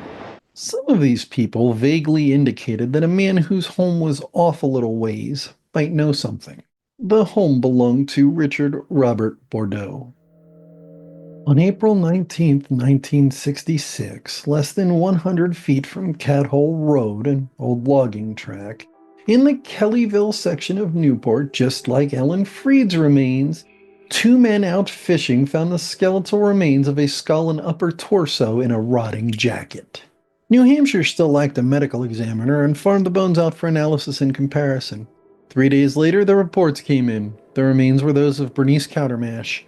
She was identified by the same forensic dentist that identified the remains of Ellen Freed 7 months earlier. Bernice was left just 5 miles from her home. Bernice and Ellen had disappeared just 51 days and less than a mile apart. Their remains were found less than 3 miles apart. The police chiefs of Claremont and Newport announced that they were looking into connections between the two cases with the New Hampshire State Police. After a careful autopsy of the remains, the forensic medical examiner had determined that Bernice was stabbed to death based on lesions in the neck vertebrae. This is when Mike Prazo finally felt the innocence of Claremont, his hometown, washed away by those floods back in 1984. On April 25th, another body was found. This one was in West Unity, a small town nestled between Claremont, Newport, and Charleston. The remains once again were skeletal and farmed out to the same people who identified Bernice and Ellen. In just a couple hours, the remains were positively identified as Ava Morse. She was about 4 miles from where she was last seen hitchhiking a ride to Beauregard Village. It was also only 500 feet from where these same two loggers had found another body in 1981 in an unsolved case. With the remains of Bernice, Ellen, and Eva being found, the missing persons cases had become murder investigations. So let's get back to the only suspect we have so far. Mr. Richard Robert Bordeaux. A farmhouse, a Victorian mansion, something in between the two? The Beauregard family had lived there for generations. Richard had recently inherited the property and lived there alone. The dark, foreboding home with its dark gabled front was nicknamed the Haunted House. Richard was not a stranger to the police. Virginia Troy worked at Mapleview Restaurant. Richard had applied for a cook's position. Virginia had taken his application. He did not get the job, but did start writing letters to Virginia. The letters seemed mundane, keeping up letters you might write to a friend, except each one included an appeal for Virginia to go out with Richard. Virginia was not an old friend of Mr. Beauregard. Taking his application was the only time she had spoken to him. Virginia ignored the letters until one of them suggested that she sleep with Richard, at which point she started receiving phone calls from him, too. Virginia filed an official complaint. Police called him several times and got no answer. Finally, police left Richard a note asking him to call the station. When he responded, police asked him to stop contacting Virginia. Richard agreed to do so, and the file was closed. The next day, Ellen's remains were found near his home. Neighbors reported Richard's strange behavior, walking the road late at night, talking loudly to no one, staring into neighbors' windows for long stretches, yelling unintelligible things into the night from the house's windows. One neighbor asked for regular patrols as a result. Richard did not remember his whereabouts when Freed disappeared. He ended the interview by asking police to make any further contact through written correspondence. Richard's youth was troubled. His mother had gotten him psychiatric care and medication, which he refused to take. His mother sheltered and protected him even from his own father. Richard worked intermittently, but mostly his parents supported him. Richard would visit a coffee shop alone, order 2 coffees, and proceed to hold a complete conversation with an empty chair. He pestered every woman he met for a date, ignoring their repeated requests to stop. Richard once attempted to join an all-female aerobics class. Richard's mother died in 1982 at 57 years old. Richard's grandmother died on Christmas Eve just a couple months later, and 3 weeks after that, Richard's father also died. He was alone in the house, living off of his inheritance. He got to know Ellen Freed when his mother and grandmother were patients at the hospital she worked at. Then another woman disappeared. It was a cold Sunday morning in January, and the Vermont Department of Transportation was busy trying to keep the snow cleared off of the roads and rest areas. 2 snowplow drivers were running on the highway in tandem to clear both lanes at the same time. They were also clearing the rest areas as they passed them. In one of the rest areas sat an abandoned car with the driver's door ajar. They remembered the car because they had to swerve around it. Every time they returned to plow the fresh snow from the rest area, they expected the car to be gone, but it was always still there. Eventually, they asked the attendant to call someone about the car. She called Hartford police the next morning. They called Vermont State Police, who called Ed Sunoco in White River Junction. The car was taken to the station and parked behind the building. The next morning, Toby Ferris was the attendant when he noticed a man pull a ski jacket from the dumpster. When Toby investigated, he found a ski jacket, a turtleneck sweater, and a red sweatshirt, all in good repair. He took them inside and found a wallet with an ID card for Barbara Agnew from Mary Hitchcock Memorial Hospital in the jacket. Toby tried to call the number on the card several times, but only received the answering machine. Following protocol, Toby turned the clothes into the highway department. Helen King, a tenacious state data entry clerk, was tasked with returning them to their owner. She contacted the hospital, who contacted Barbara's ex-husband, Dr. Douglas Talon. Douglas called Jane North, Barbara's best friend. Jane told Douglas that Barbara had gone skiing on Saturday with a man she met on a plane, and Jane hadn't heard from her since. When Douglas told Jane about the ID card in the wallet, a chill down her spine froze Jane in her tracks. Something had happened. Barbara would never part from her wallet willingly. Douglas and Jane filed Barbara's missing persons report. Douglas took custody of his and Barbara's 4-year-old child. Police quickly identified that the car and clothes belonged to the same woman. A cursory inspection of the car by police revealed that the passenger's compartment had blood all over it. A closer inspection of the clothes revealed they had blood spatter on them as well. Police faithfully reconstructed the scene of Barbara's disappearance, but they had not found her or her body anywhere. 2.5 months passed without any sign of Barbara or her body. In March, a Heartland resident was entertaining guests, a couple from New York and a man from Boston. As the winter freeze was beginning to melt, the quartet went for a walk in the Vermont woods. They noticed a dark shape in the snow off to the right of the road. The two men trudged through the slushy, muddy mess being left by the spring melt. There, in a clearing next to a lone apple tree, they found a woman's body. The clothes identified the body to the residents of the town. In blue nylon bib overalls, a purple sweater. She knew instantly that this had to be the missing woman from January. The men observed a large red stain in the snow, radiating out from the woman's head and neck. The quartet quickly returned to the house and called the police. The woman's clothes had been slashed and her internal organs were protruding out of the wounds underneath the slashed clothes. With the discovery of the body, local gun shops experienced a run on handguns. Some shops reported 10 times their normal sales of handguns in the weeks after the discovery. Men were buying guns for their wives. Women were buying guns for themselves. Some women purchased mace instead, but not all of them. One woman approached a police officer, showed him the automatic handgun in her purse, and asked if he could help her learn how to use it. Another woman called the police on her son-in-law because he knocked on her door. Local hospital workers went on high alert. Barbara was a nurse, Ellen Freed was a nurse, Bernice Countermash and Eva Morse were both nurses' aides. It seemed they might be dealing with a psychopath who targeted healthcare workers. Local residents began calling in fresh tips on Barbara's case following the discovery of her body. Most of the tips went nowhere. But there was one man whose name kept being dropped by callers. Who is Henry Barker? Barker grew up in Vermont but now lived in New Hampshire. With the Connecticut River Valley straddling 2 states, and it being the only place in the United States where a public school system services students from 2 states, this was not an unusual move for local residents. Barker was known to local authorities from a long criminal history that stretched back into the juvenile courts. Henry's father, Donald, had been a local handyman of sorts. He helped local residents with their yard work and building maintenance for a fee. When Donald passed on, Henry began servicing some of Donald's clients. At least one of Donald's regulars was uncomfortable with Henry. His broad, muscular frame seemed intimidating. He seemed to stand just a little too close. He looked with a steady, steely stare more so than a friendly gaze, and his manner of speech seemed insinuating and sexual to her. The callers also named Crazy Eddie Strugnell. Said they saw him walking on Advent Hill Road, where Barbara's body was found. Eddie quickly admitted to being familiar with Advent Hill Road. He traveled that road to get to his employment as a window installer in Windsor. However, Eddie expressed surprise at people saying he was walking along Advent Hill Road. Eddie drove an 11-year-old Ford Fairlane that he sometimes used to cruise the back roads and drink beer alone. Eddie lived alone and spent most of his time that way. He did not go out or date very often. He didn't have a problem with women, he just didn't like going out.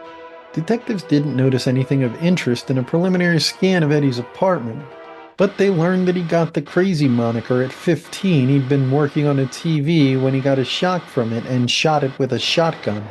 When police administered a polygraph test to Eddie, he passed it. Henry Barker came back into tighter focus after Eddie passed the polygraph test.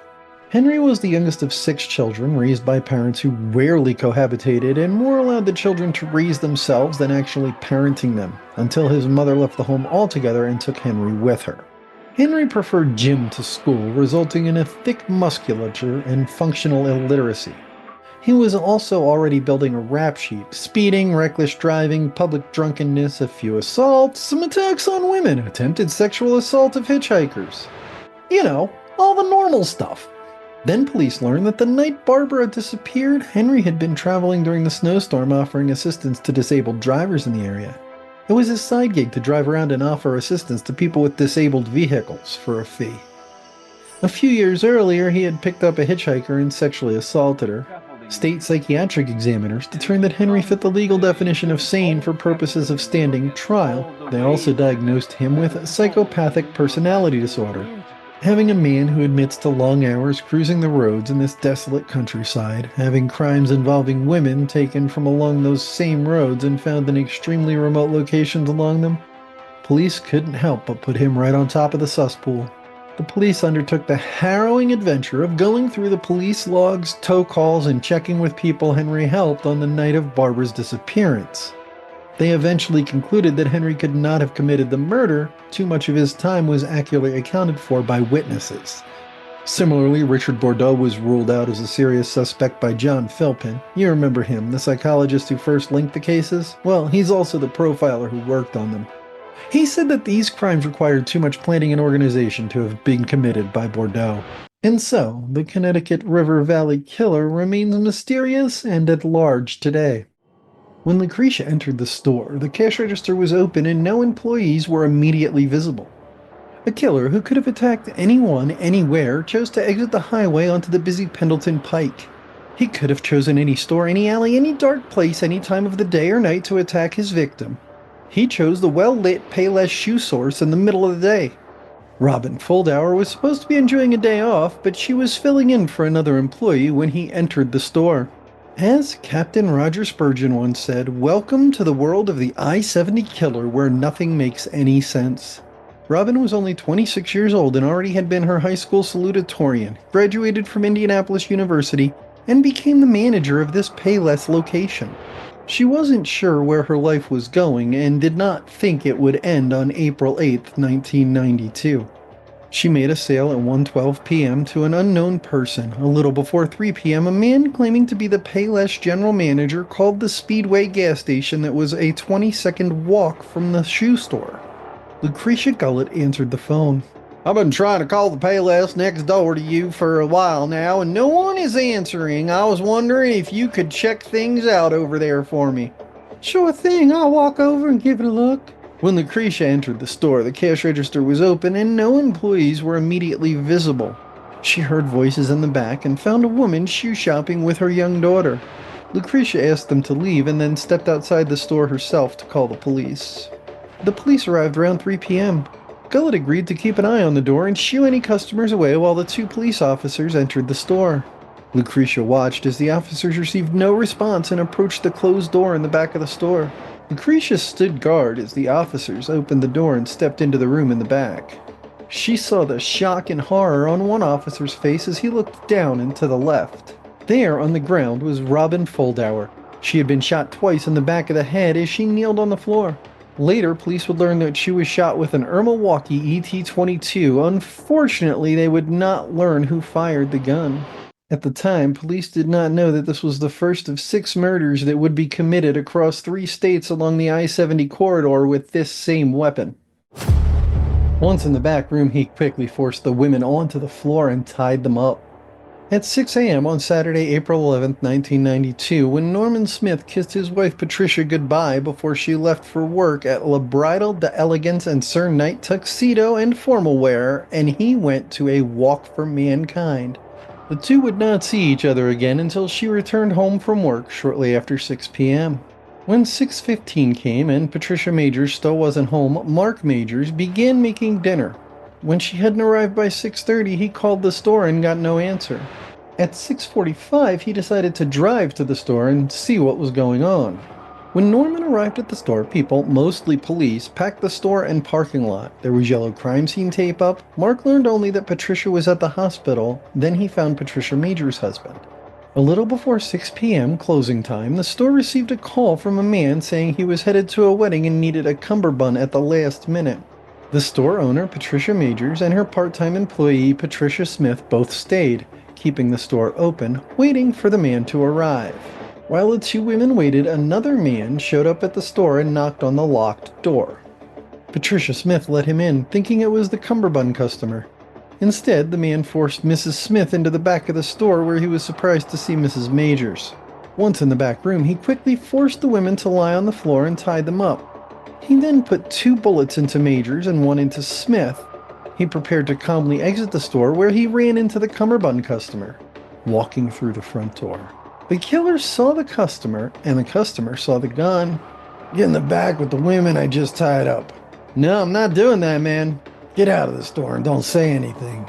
The customer slowly backed out of the store without turning his back to the killer and left. About an hour later, the customer called 911 and reported seeing an armed man walking towards the store. Police arrived at the store around 7:30 p.m. There they found Mrs. Majors dead. Mrs. Smith was barely holding on to life. She would lose her grasp at the hospital. Police believe if the witness had called 911 promptly, Smith would have lived. Making the drive from Indianapolis to Wichita along I-70 takes about 2.5 days of driving for a normal person. A truck driver could make the trip at least twice in that amount of time. Ralph believes the killer had a reason, a purpose aside from murder to make the drive due to the distance and time involved. With these 3 murders, the killer had half his victims behind him. The next victim would be the only man killed. Mick's family does not believe Mick could have been mistaken for a woman. April 27, 1992 was 19 days after Robin Foldauer's murder, 16 days after the 2 Patricias had been killed, and the last day of Michael or Mick McCowan's life. The 40-year-old man had back problems, which is why he had a chiropractor's appointment that morning. He was still in pain after the appointment and considered not opening Sylvia's ceramic shop in Terre Haute that day. Eventually, he did go in and open the store on the busy north-south thoroughfare Highway 41, just a couple blocks from the I-70 interchange. It was also 75 miles from Indianapolis and 530 miles from Wichita. Aside from working at his mother's ceramic store, Mick was a well-known local musician. He could often be found on stage at a local club playing his harmonica with a band most nights. He wore his hair long in a ponytail and had an earring. Police believe that his hair and earring, coupled with the fact that the store was named Sylvia's, might have led the killer to think Mick was a woman. Mick's family does not believe Mick could have been mistaken for a woman, but do say the killer may have been expecting a woman based on the name of the store. Mick was shot point blank in the back of the head as he reached to pick an item up off of the store's shelf at the killer's request. The other victims had all been herded into the back of the store. Mick was shot on the sales floor. Some money was removed from the register, but not all of it, and Mick's wallet was missing and presumed stolen, but cash was left in his pocket. The difference between this and the other cases was striking. Cops might not have even linked these cases if he hadn't been killed with the same gun that killed the 3 previous victims. That gun was an Milwaukee Model ET-22, a World War I German-era target pistol, a very rare gun. It wasn't originally a target pistol, but rather a Navy service weapon. It was too unreliable for use in combat. The police did not have all that information soon enough to save Mick's family and friends from being accused by the police, though. Remember Robin Foldauer, the first victim? Well, after police determined that it was an Milwaukee Model ET-22, they re-interviewed a witness.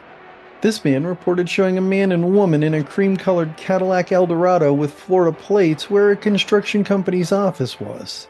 At the office, he saw the woman hand the man a rifle inside their car. He got scared and fled. They followed him, but he lost them. While he hid, cops sped by en route to Robin's murder scene. He picked the Milwaukee as the gun he saw from a gun lineup. Now let's get back to Mick's part of the case. After learning about the gun, the similarities stood out more. The murder happened at a busy time of day, in a busy part of town. The killer entered and left without being noticed, even though he fired a gun in close proximity to where people had to have been going about their daily business. Cops believe he walked to the crime scene from somewhere nearby, like maybe wherever his truck was being loaded or unloaded, or maybe a bus station.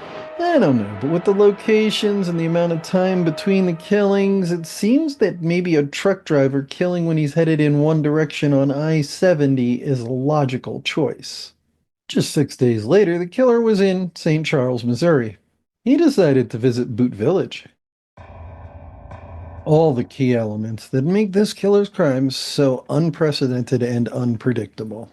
May 3rd, 1992 was a warm day in St. Charles, Missouri when a local news reporter was informed that police were making a big hullabaloo at the strip mall just off I-70, and they headed over with a photographer to see what was going on. Nancy Kitzmiller was a 24-year-old recent college graduate. She was born in Oklahoma, but her family relocated to St. Louis when she was 10. She returned to Oklahoma for college, where she made captain of the state soccer team within a year of beginning to play. Currently, she was working at Boot Village and interviewing for cartography jobs. She had also just returned from a family vacation to Paris a couple weeks earlier. The bright, friendly young woman with long brown hair was popular on the local country scene, where she was known for owning the dance floor. Nancy was supposed to be off, but she had agreed to work for a colleague. She was working alone as she knew she would be. She opened the store around noon that day.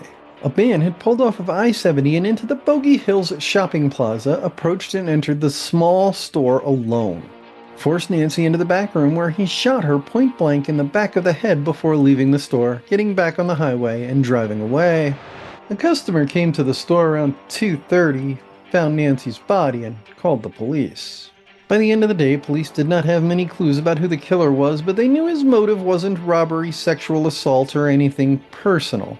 They had also realized that this was most likely the I-70 killer's fourth victim and turned the case over to Major Case. The Major Case Squad had a reputation for solving all their cases. This one would break that winning streak. Another middle-of-the-day shooting, another busy part of town, another 100 people who should have seen something but did not. All the key elements that make this killer's crimes so unprecedented and unpredictable. Nancy's father, Don, put it well when he said, "You look at this scene and there is someone outside of society who just walks in at random and does this. We talk and we pray every day. We keep our fingers crossed that the police will catch this person. There is not much else that we can do." Just 4 days later, the killer would make his last confirmed kill in a store in Raytown, Missouri. The store of many colors was a gift store where Sarah Blessing worked. Tim knew something was wrong with this scene, but he didn't know exactly what. May 7th was just a normal day for Sarah. Feed the kids and pets, get hubby off work, and then open the store of many colors at Woodson Shopping Village in Raytown, Missouri. A store she had opened with 5 friends just 3 weeks earlier. The women took turns working the store so that each one only had to free up one day in their weekly schedule for the store. It was located at the end of the shopping plaza next to a steep hill to the road. The store sold spiritual and physical healing goods. Sarah called her husband around 2 p.m. for their normal afternoon chat. Tim Hickman arrived at the Video Attic, his store next door to the store of many colors, to relieve his mother and daughter who had worked the day shift. Shortly before 6 p.m., a well-dressed man in a sports coat looked through the store window. When the men's eyes met, the visitor looked surprised and then moved on. A couple minutes later, Tim heard a loud popping sound from Sarah's store. He thought it sounded like a gunshot, but thought that he couldn't possibly be correct. Tim reached under the counter and grabbed the .38 he kept there. With the gun behind his back, he walked out the front door just in time to see the man who had looked through his windows exiting Sarah's store. Tim looked around for 20 or 30 seconds as he processed what was happening. When he looked back, the man was gone over the steep hill leading to the road. Tim knew something was wrong with this picture, but he didn't know exactly what. He went into Sarah's store and started calling for Sarah, but received no answer. As he walked around the store looking for her, he saw her body on the floor. She had been shot. He phoned the police. The police immediately suspected this might be the work of the I-70 killer. They showed Tim the composite sketch, and he immediately identified it as the man who looked through his windows. Those are the 6 confirmed victims of the I-70 killer. Now let's learn a little bit more about the investigation. The Wichita police quickly put the kibosh on that. While canvassing the neighborhood after Robin Foldauer's murder, the police spoke to the manager of the MAB paint store across the street from Payless. He reported seeing a strange-looking man with a long bag who appeared to be circling the store before sitting on the curb for almost 30 minutes. The man then simply disappeared around 2 p.m. Another witness said she saw a man of the same description hitchhiking on the highway near the store. These leads quickly took a turn into Dead Endsville. All the witnesses from this murder reported seeing a black man. The witnesses in Wichita cooperated with the police and helped them create a sketch of the assailant. This is when they learned that they were looking for a white man. Ballistics said the same gun was used to kill all 3 women. That's when Indianapolis police realized their description of a black man was bunk. Additionally, the Indianapolis police had been looking for a robbery gone wrong suspect. The Wichita police quickly put the kibosh on that. The meager amounts of money taken from both scenes with no attempt to get into the store's safe, mixed with the distance between the murder scenes, ruled out robbery gone wrong as the motive.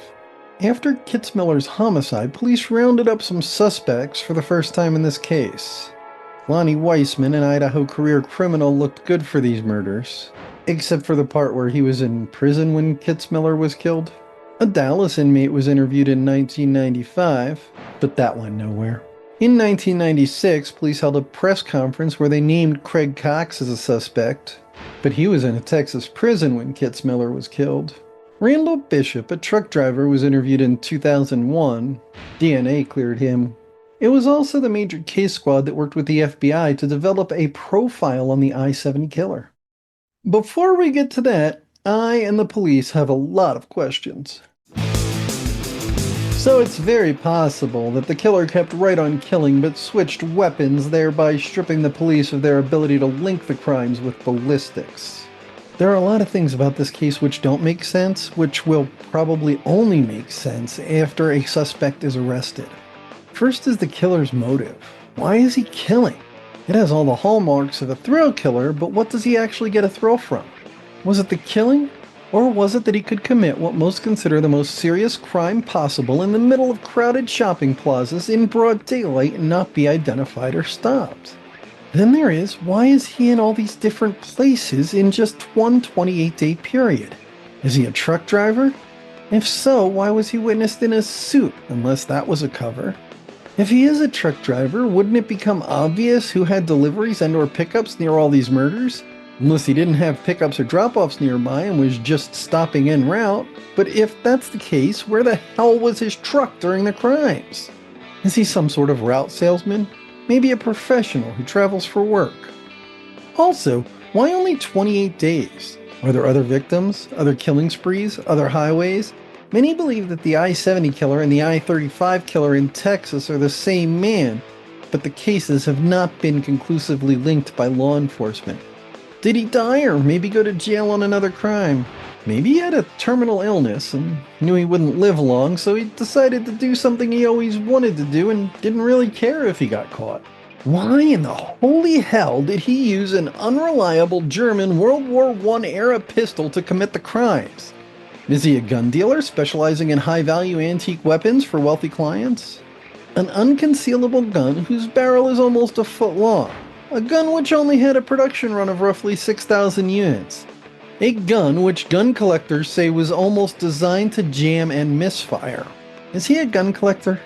Is the killer the son or grandson of a World War I veteran? Was it a battlefield trophy? Was it chosen simply because he already had it? Have the police ever even checked if these crimes coincided with gun shows in the area? While I'm on about the gun, police decided to release the information to the media after Sarah Blessing's murder. So it is very possible that the killer kept right on killing but changed weapons, thereby stripping authorities of the ability to connect the crimes through ballistics.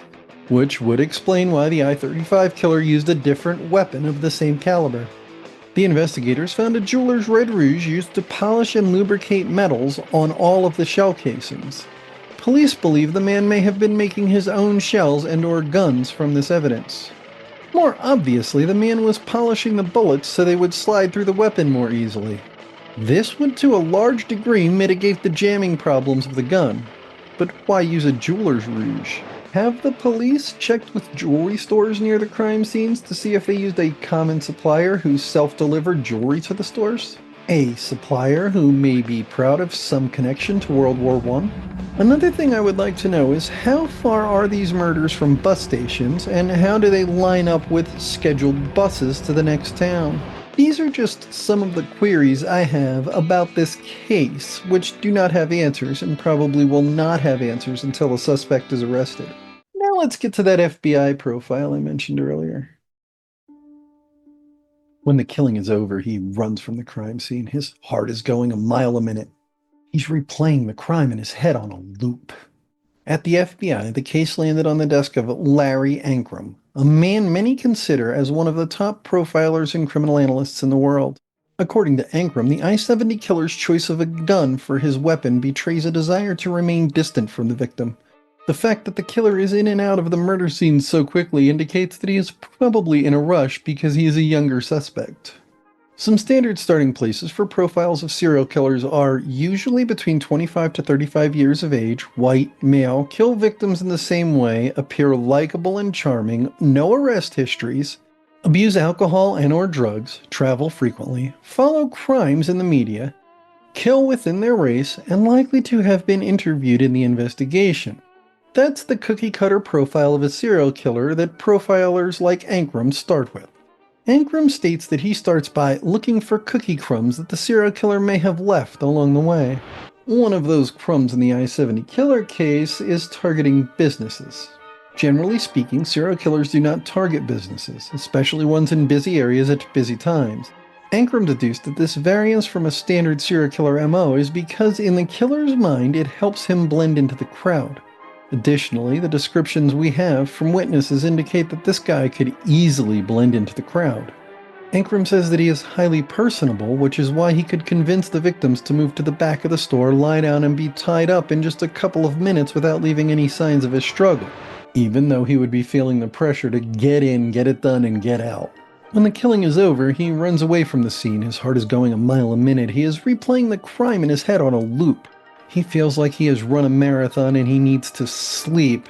He needs to find a place to rest, but police checks of local hotel records turned up nothing, which led police to believe it may be a long-haul trucker who simply slept in his truck. His apparent lack of desire to take credit for his crimes is also unusual. Ankrum says he likes to be called the I-70 Killer, a moniker that would be evidence of having made the big time, evidence he is smarter than those hunting him. As for the fact that there is almost no downtime between the murder of Fuldauer in Indianapolis and the two Patricias over 500 miles away in Wichita, Ankrum had this to say. It is possible he may have had jobs on the road. I do not think he went to Wichita searching for someone to kill. I think he went there with another purpose. Speaking of Patricias, Majors, and Smith, that crime scene gave Ankrum a huge clue about the killer. He walked in on two women instead of a lone woman, most likely unexpectedly. He muzzled his gun with a bridle veil. This shows actively thinking and adapting and attempting to reduce the noise of his gun firing. Then the customer walked in on his escape, again completely unexpectedly. While he made mistakes in how he handled these surprises, the killer did demonstrate a calm sensibility in dealing with them. This is an extremely high-stress situation for the killer. He stayed calm, cool, and collected. He is in control of the situation. The witness getting away here is likely to have led the killer to change his appearance. Ankrum believes that the high-risk nature of these crimes betrays a level of unsophistication in the killer's criminality, as does leaving shell casings at the scene. No experienced killer would do that. Ankrum says the killer was likely in his late 20s to early 30s at the time of the killing spree, which would make him in his late 50s or early 60s today. He believes the killer lived somewhere in the greater Indianapolis area. Generally, serial killers start in their comfort zone, Indianapolis, then venture outside of it and have some kind of problem, Wichita, and then return to their comfort zone, Terre Haute. Ankrum says this is textbook. Ankrum also stated, "We should know that he is a coward who specializes in shooting defenseless women in the back of the head." I agree, Mr. Ankrum, I agree. Egg Harbor lies just southeast of Atlantic City on the New Jersey coast. Black Horse Pike, one of its major thoroughfares, is littered with no-tell motels and women making a living in sex work meandering about.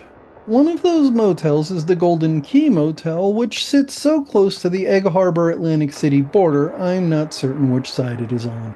On November 20th, 2006, two women were out enjoying the balmy 30-degree morning with a light breeze when they walked behind the Golden Key Motel. As they got close to the end of the motel, they noticed something besides human waste and chemical refuse floating in the ever-present stagnant water of the drainage ditch to their right.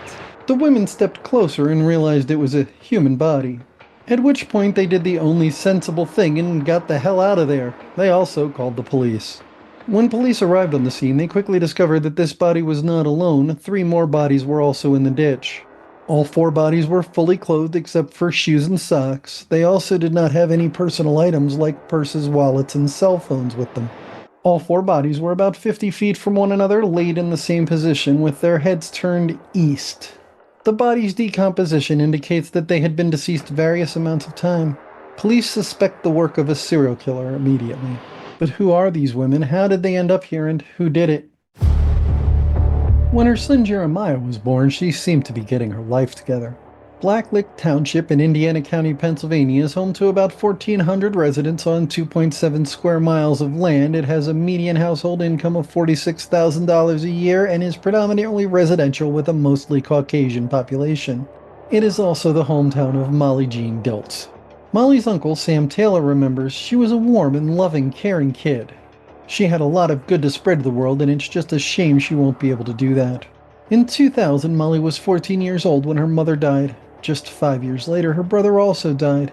These 2 deaths were the beginning of Molly's downward spiral. After leaving high school, Molly obtained employment in fast food restaurants. During this time, Molly also began to get into minor scrapes with the law. However, when her son Jeremiah was born, she seemed to be getting her act together and growing up. While she still resided in Blacklick, Molly got 3 tattoos, a distinctive bulldog on her lower back, a Playboy bunny on her upper right shoulder, and Molly on her stomach. Her Uncle Steve says, "For everything that poor girl had gone through, I think she came out pretty damned well." In the summer of 2006, Molly left Jeremiah with family and headed to Atlantic City.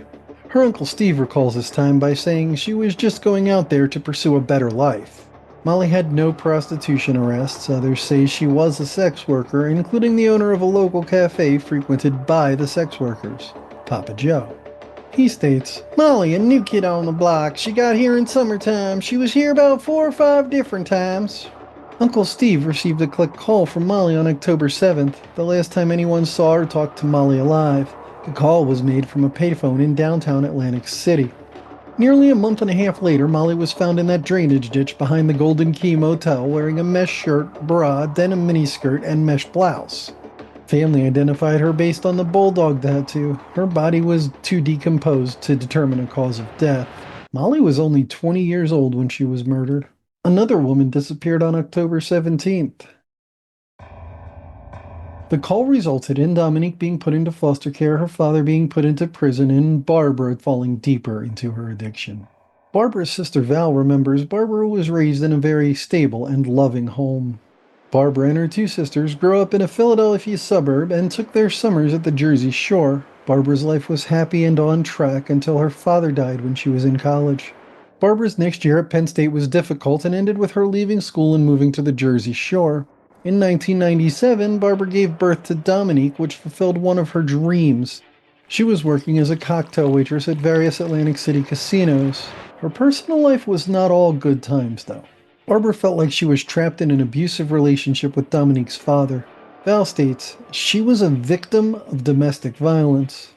Barbara's other sister, Fran, adds, "She ended up self-medicating with drugs," which is evidenced by Barbara's $300 a day heroin habit. Barbara spent years attending various addiction treatment centers with little, if any, improvement.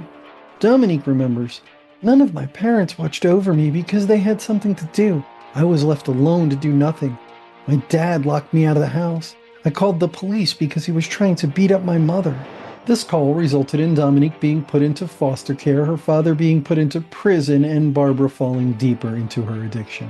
By 2006, Barbara was living with a friend in Ventnor. She left the house on October 17th wearing blue jeans and a brown long-sleeve zipper shirt and disappeared. Fran and Val attempted to file a missing persons report.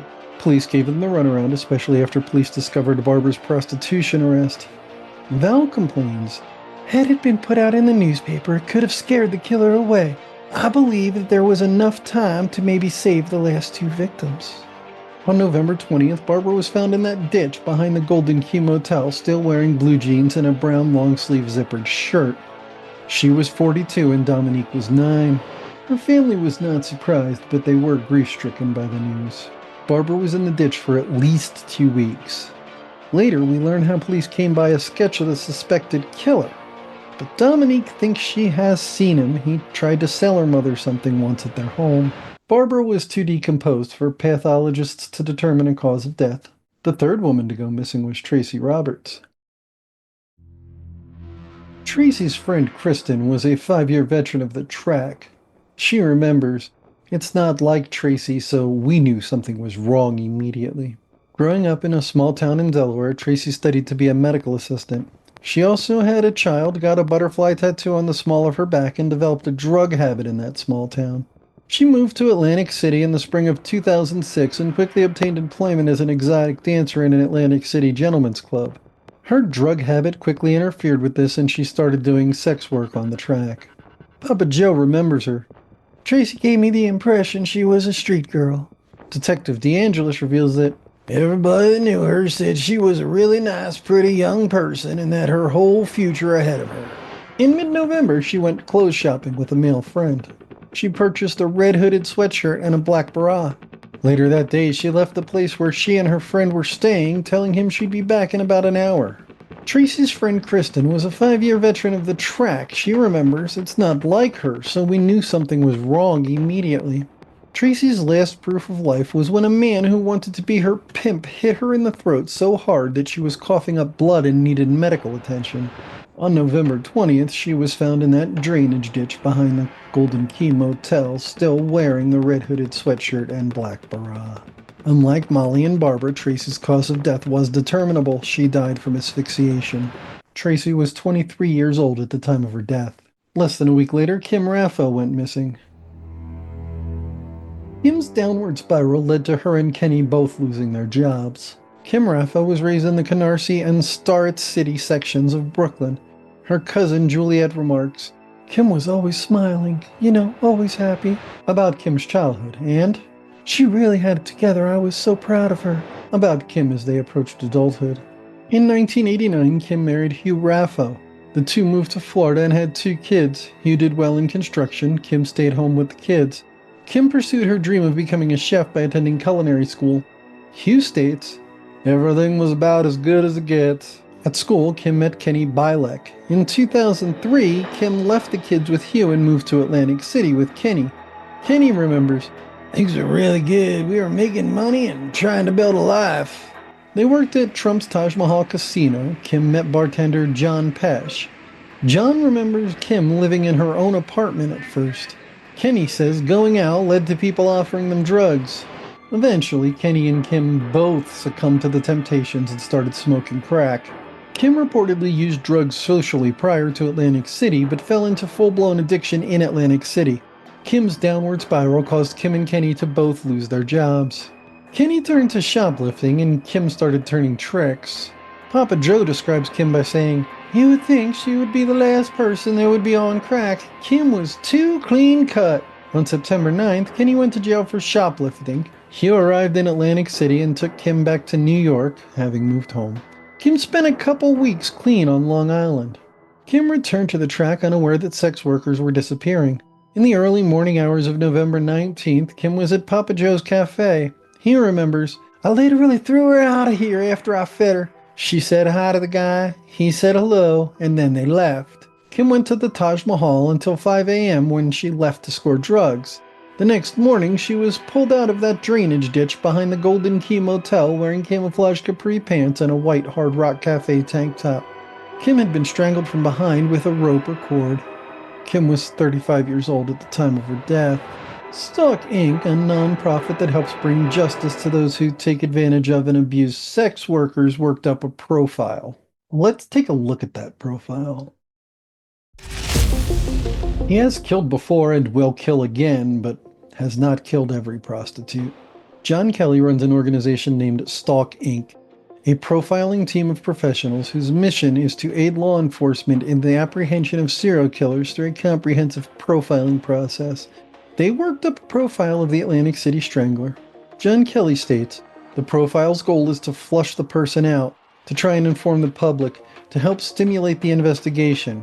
So let's take a look at that profile. Everything else in this chapter is based on it. The killer was detached from his father as a child, and feels his mother is overly critical and demanding, knows he is a failure, was starved for love and attention as a child, which caused his narcissism. The killer is a local, he is familiar with the area and the disposal site, he's very organized in his personal and professional life, he is a fan of serial killer books and possesses knowledge of crime scenes and investigations. He has a foot fetish and collects women's shoes. He has killed before and will kill again, but has not killed every prostitute. Some know him for his foot fetish. He is non-social, narcissistic, and overly concerned with looking good to others. He is opinionated, becoming angry or agitated when disagreed with, though he can be charming. Before the murders, he discussed how sex workers were destroying Atlantic City. After the murders, he was dismissive, possibly even showing support for the killer. He's into art and photography, especially sexually explicit or violent materials. He may have a record for sexual harassment and possibly sexual or physical abuse against women. He abuses alcohol and drugs to cope with his urges. His victims are surrogates for the women he actually hates. He has a gambling problem and has lost significant money in the casinos. He may be known for complimenting women on their shoes and offering foot massages.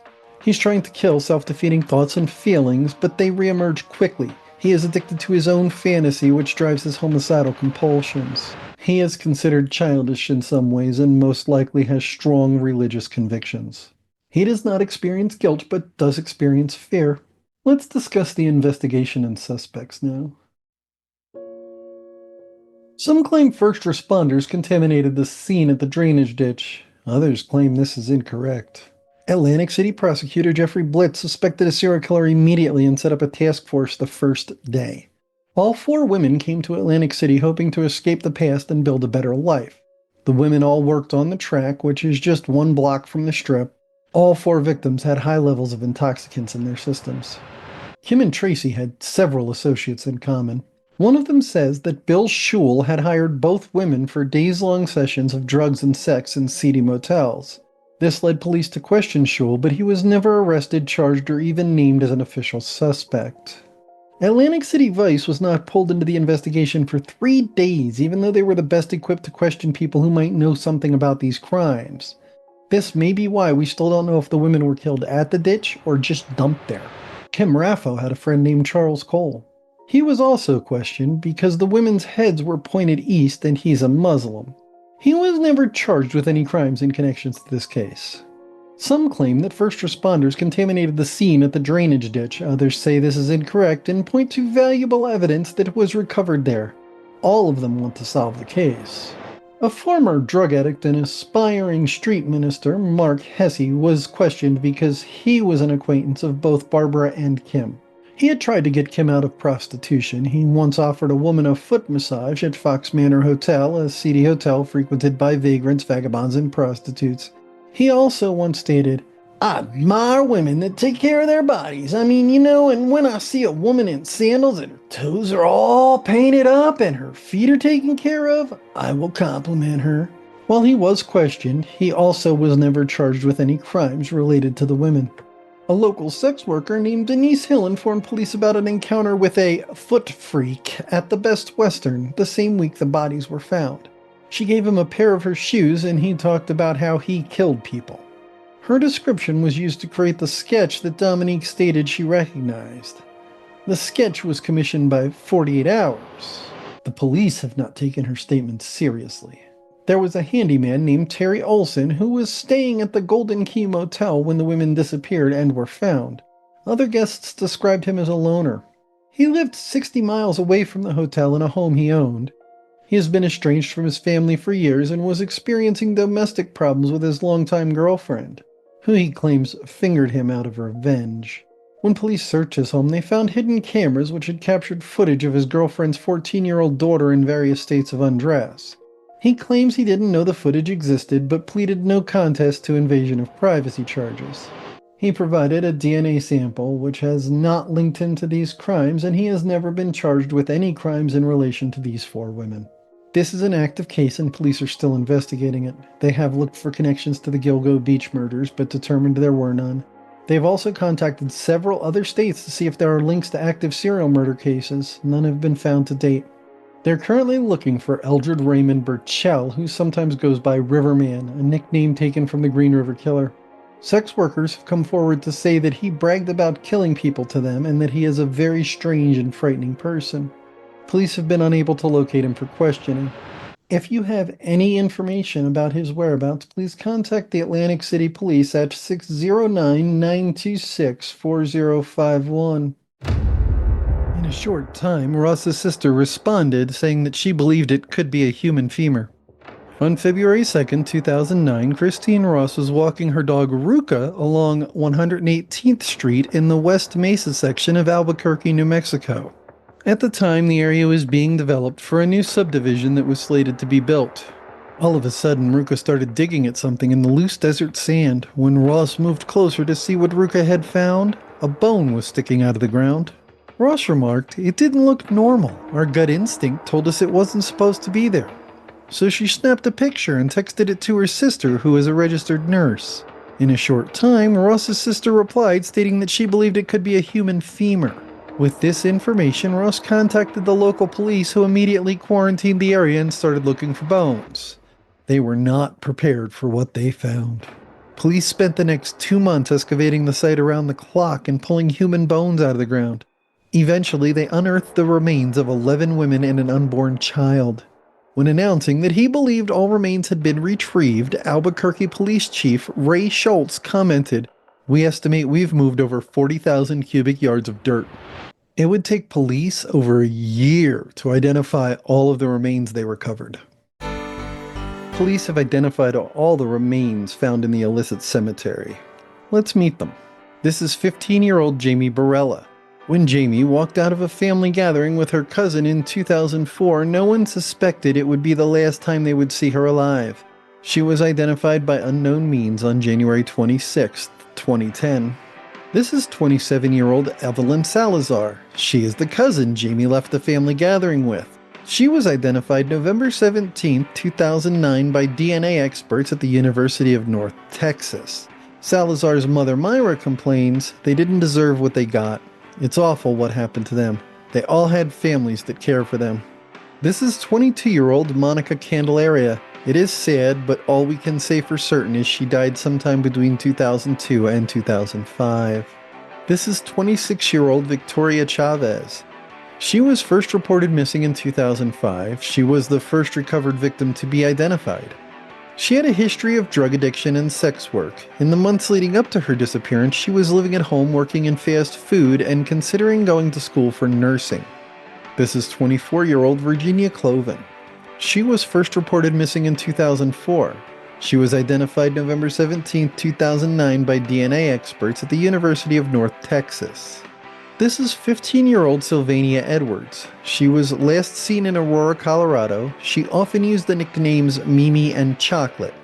Lawton, Oklahoma DFS reported her as a runaway from Parker Point Girls' Home in 2003. She was in state custody as a result of abuse and neglect, which came to light when she was 5 and her mother was incarcerated. Oklahoma police classified her as an endangered runaway. She was identified on November 13, 2009 using a sketch and dental records. This is 32-year-old Cinnamon Elks. She went missing sometime in 2004 or 2005. Shortly before her disappearance, she told friends a dirty cop was chopping off heads of prostitutes and burying them on the West Mesa. This is 24-year-old Doreen Marquez. She went missing sometime between 2003 and 2005. Lori Galingos, Doreen's childhood friend, complained, "Nobody has listened to us for so many years." This is 24-year-old Julie Nieto. She went missing sometime in 2004 or 2005. Her mother, Eleanor Grigo, enjoys spending time at the memorial park that now occupies 1 acre of the land the bodies were recovered from. Grigo says, "Usually there's nobody here, it's calming and peaceful, and I'm able to collect my thoughts and have a good cry." This is 28-year-old Veronica Romero. She went missing in 2004 or 2005. This is 22-year-old Michelle Valdez. Michelle was 4 months pregnant at the time of her death. Her baby's skeletal remains were found with Michelle. She dropped off her son at Calvary Christian Academy in October of 2003 and was never seen again.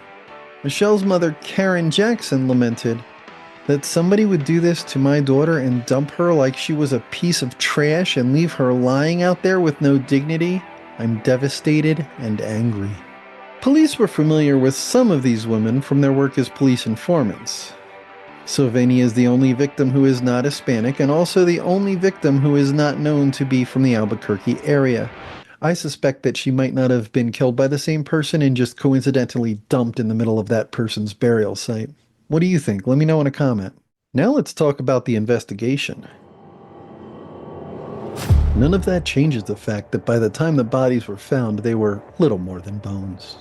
In 2007, a full 2 years before the bodies were discovered, Detective Ida Lopez compiled a file of 17 women who went missing between 2001 and 2006 in the Albuquerque area. All of the women had been in and out of drug addiction, and most of them had sex work charges in the past. All 11 victims from the last chapter are in her file. She believes the remaining 6 are victims who have not been located yet. In 2009, Albuquerque had a violent crime rate that was double the national average. Even with this being a fact, they had never had a serial killer operate inside city limits until this case. A communications and journalism professor as well as true crime author Dirk Gibson commented, "You can't have a cold case. In this case, there was almost nothing but bones." Police state that the case is not now and never has been cold. To them, a cold case is one that sits on a shelf and is not being actively investigated. And this case has been actively investigated since the first bones were uncovered in 2009. Even today, detectives receive and trace down hundreds of leads a year on this case, as well as continuing to retest evidence as new technologies and methodologies emerge. None of that changes the fact that by the time the bodies were discovered, they were little more than bones.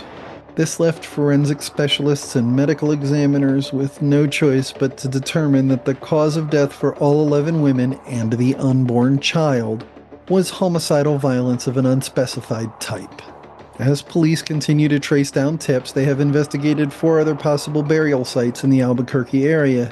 3 of them yielded no results. The 4th, which was close to the original illicit cemetery, was found to contain ancient bones not relevant to recent homicides. This makes me wonder if the dump site was chosen because of its proximity to this ancient burial site. The killer may have done that in an attempt to conceal the crimes, thinking that if the bones were found, they would simply be assumed to be part of the ancient burial site. During the same time this case was coming to light, Albuquerque police were enduring massive scrutiny due to 2 scandals that rocked the department. Between 2009 and 2012, over 20 suspects were shot and killed by police. The inquiry determined that most of these homicides were unconstitutional and resulting from use of excessive force. Additionally, a New Mexico State police officer and an Albuquerque police officer were found to be co-conspirators in the sexual assault of several sex workers in the Albuquerque area, which could give credence to Elk's comment about a dirty cop. Even with all these obstacles to overcome, police have found 3 credible suspects over the years. Let's take a look at them. The prostitute stopped disappearing after his death as well. At one point, police questioned Texas death row inmate David Leonard Wood. A Crime Stoppers report put him on the Albuquerque Police Force's radar. How the report came to light is a story unto itself. One of the appeals filed by Wood's legal team included a copy of the report in their evidence. The lawyers were claiming that the exculpatory report had not been released to them in a timely manner. El Paso Crime Stoppers reported that they have forwarded the report to the Albuquerque police. The report claimed that Wood had admitted to picking up prostitutes in the Albuquerque area in the 2004 to 2006 timeframe. It went on to indicate that either one such prostitute went by the names Mimi and Chocolate, or that 2 separate prostitutes had used those names. Names used by Edwards. The report also claimed that Wood stated he used narcotics to lure the women. Wood is a former El Salvadoran Special Forces member and a truck driver with ties to the drug trade.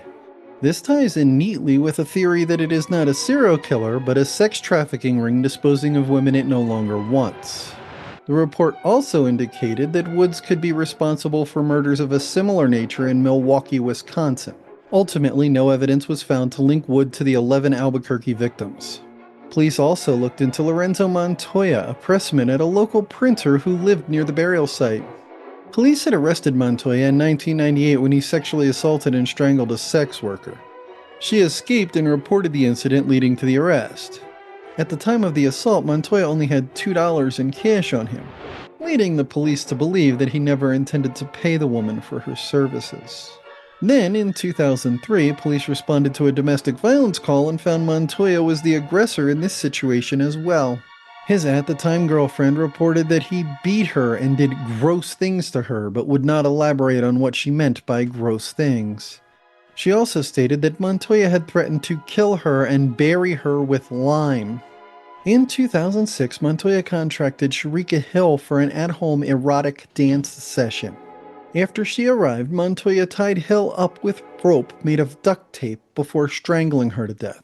When Montoya attempted to carry the body to the trunk of his car, Frederick William, Hill's boyfriend who was waiting outside, confronted Montoya. The confrontation resulted in Williams shooting and killing Montoya. It was deemed self-defense as both men were armed and Montoya was lugging around a dead body. When police searched Montoya's home, they found this video.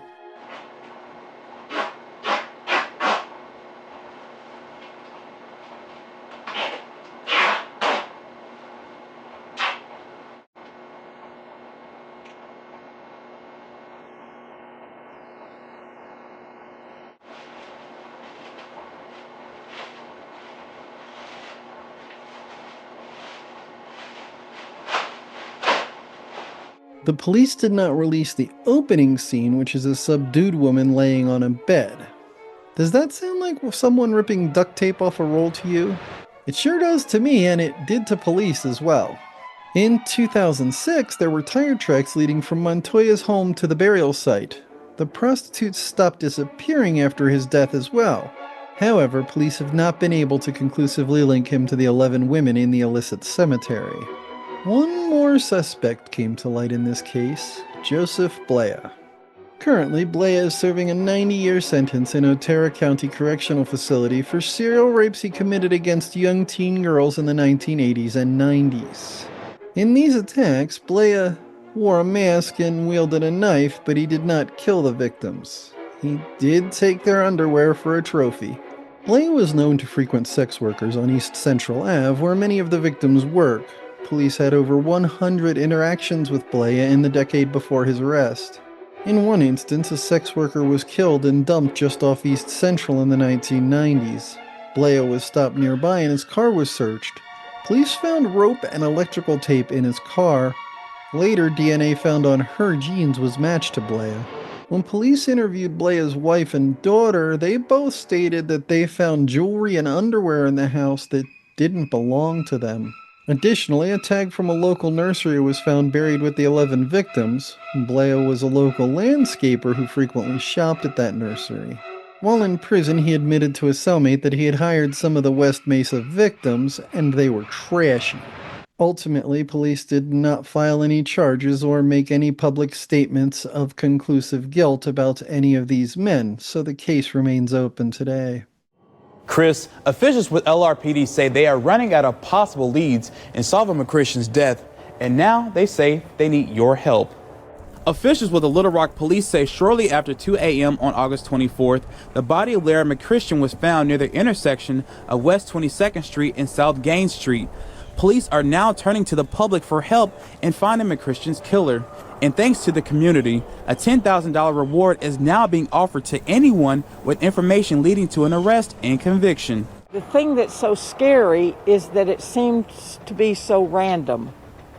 And there doesn't seem to be any relationship to normal activity on this street. Officials with the Little Rock Police tell me there have been 45 homicides in the city this year, and 21 of those cases are still unsolved. On August 24th, 2020, a little after 2 a.m., a 911 call comes into Little Rock, Arkansas 911 Center.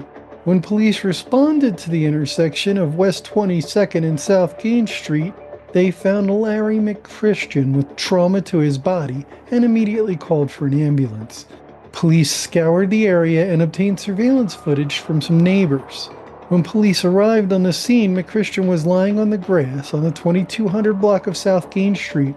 McChristian had several puncture wounds to his body and neck. Medical personnel pronounced him dead at the scene. He had been reported missing by UAMS 2 days earlier. His whereabouts during those 2 days are unknown.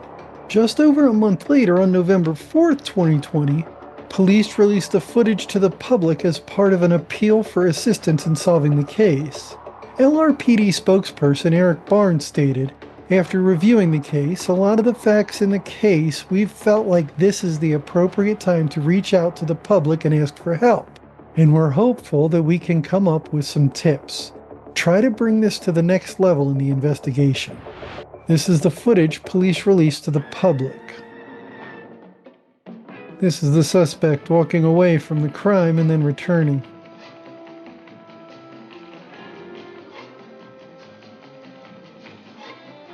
This is the suspect approaching the crime scene.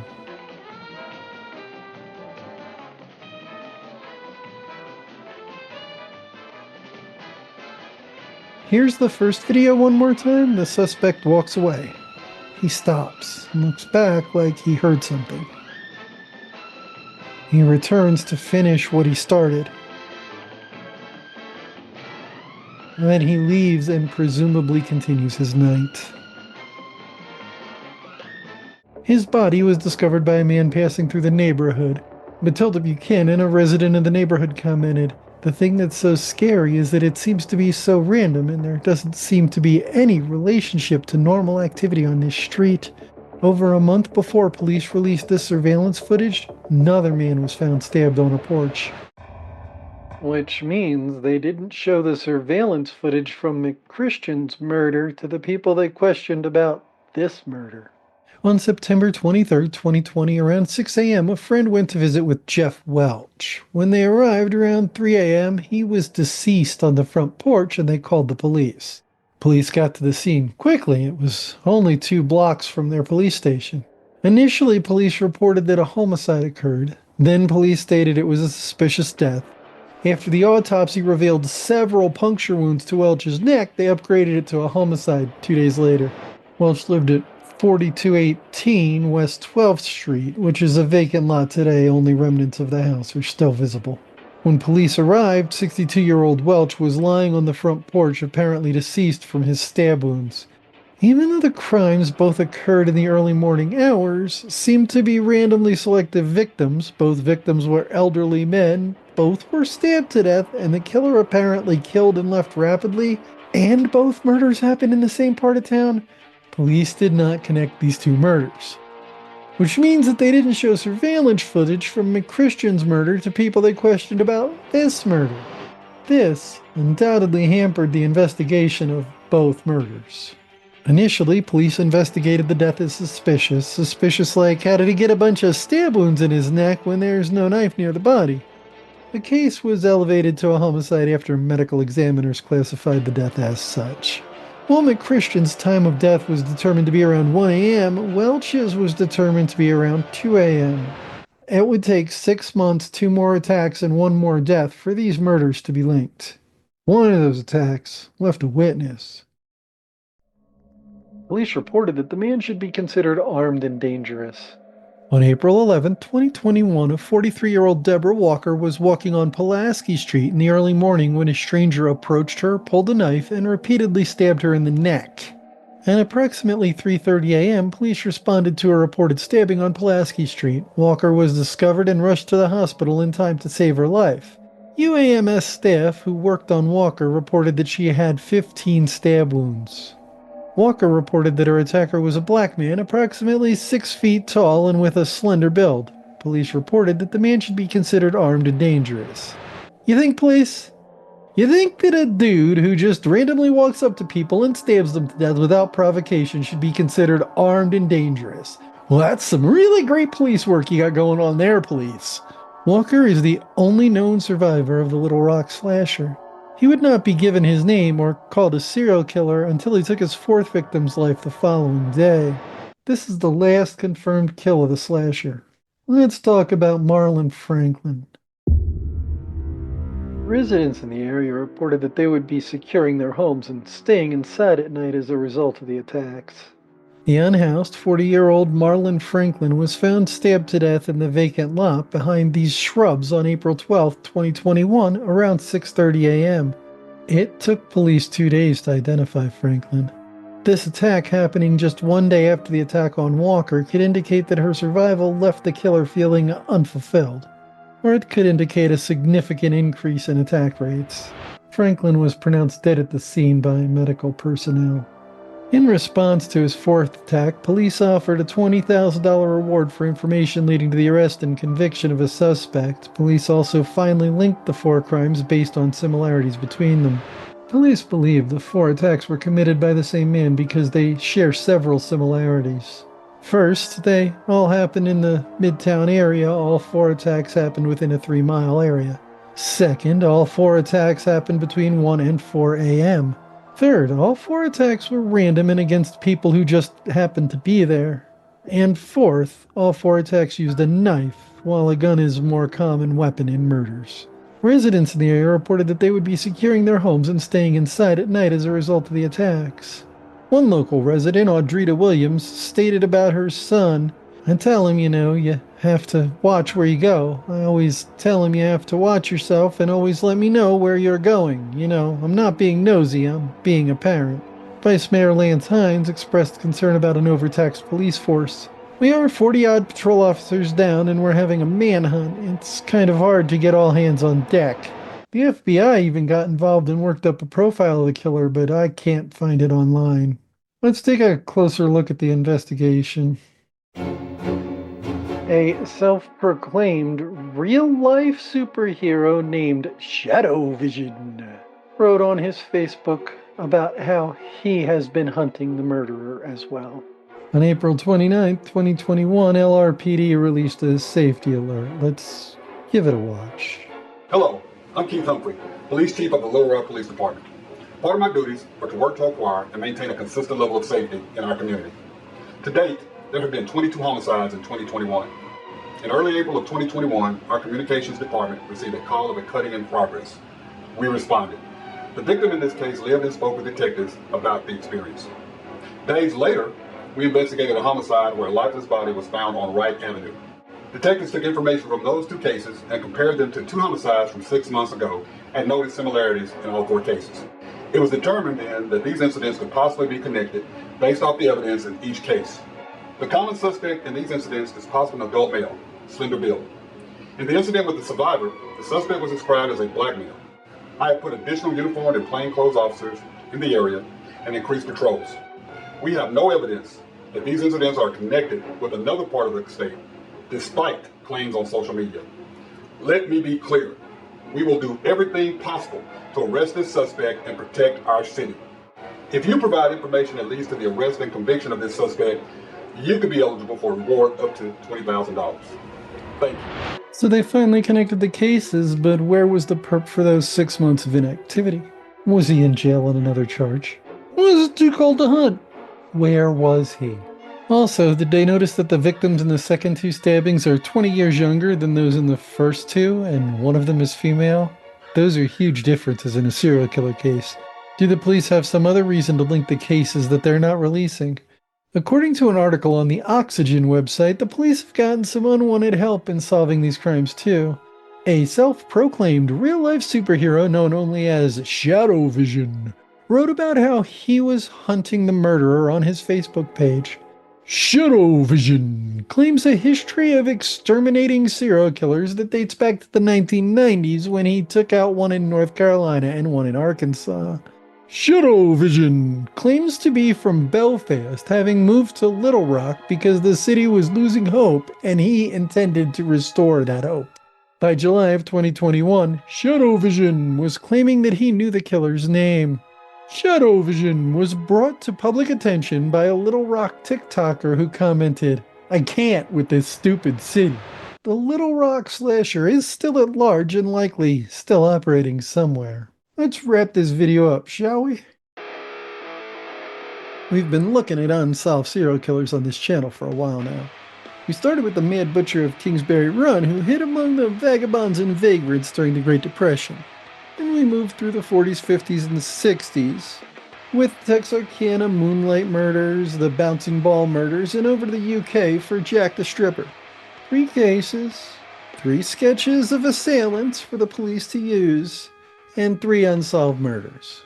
In the 1970s, we looked at our first child predator with the Alphabet Killer. I still don't know how he got away. The 1980s and 90s brought us the Connecticut River Valley Killer and the I-70 Killer. 2 killers who targeted young women in different places at different times for different reasons, but both of whom have evaded capture. In the 2000s, we met the Atlantic City Strangler who attacked sex workers. The 2010s brought us the West Mesa Bone Collector, another sex worker killer, but this one wasn't discovered till years after the crimes actually happened. Finally, the Little Rock Slasher from the 2020s. We've looked at a full century of unsolved serial killer cases. We've seen police ineptitude like when Ness burnt down the Hooverville just so that the killer couldn't live there anymore. We've seen numerous victims who were vulnerable for one reason or another, like the elderly victims of the Bouncing Ball Slayer in the 1950s, and the children of the Alphabet Killer in the 70s. And all these cases have a couple things in common. First, every victim in every one of these cases was marginalized in some way: sex workers, drug addicts, children, the elderly. Well, except for the I-70 Killer, and he just breaks all the rules, so whatever. Second, they pretty much all made mistakes that should have gotten them caught. Leaving witnesses alive, getting caught on camera, using incredibly rare guns. We've seen pretty much every mistake you can possibly make be made by these men, and yet they went uncaught. Third, they could be out there still today. Well, probably not the ones before the 1960s, but you know what I'm saying. I hope you've enjoyed this dark history lesson. I'll let you make up your own minds what all this means. But go ahead and lock your doors. It'll be easier to get the insurance to pay out that way.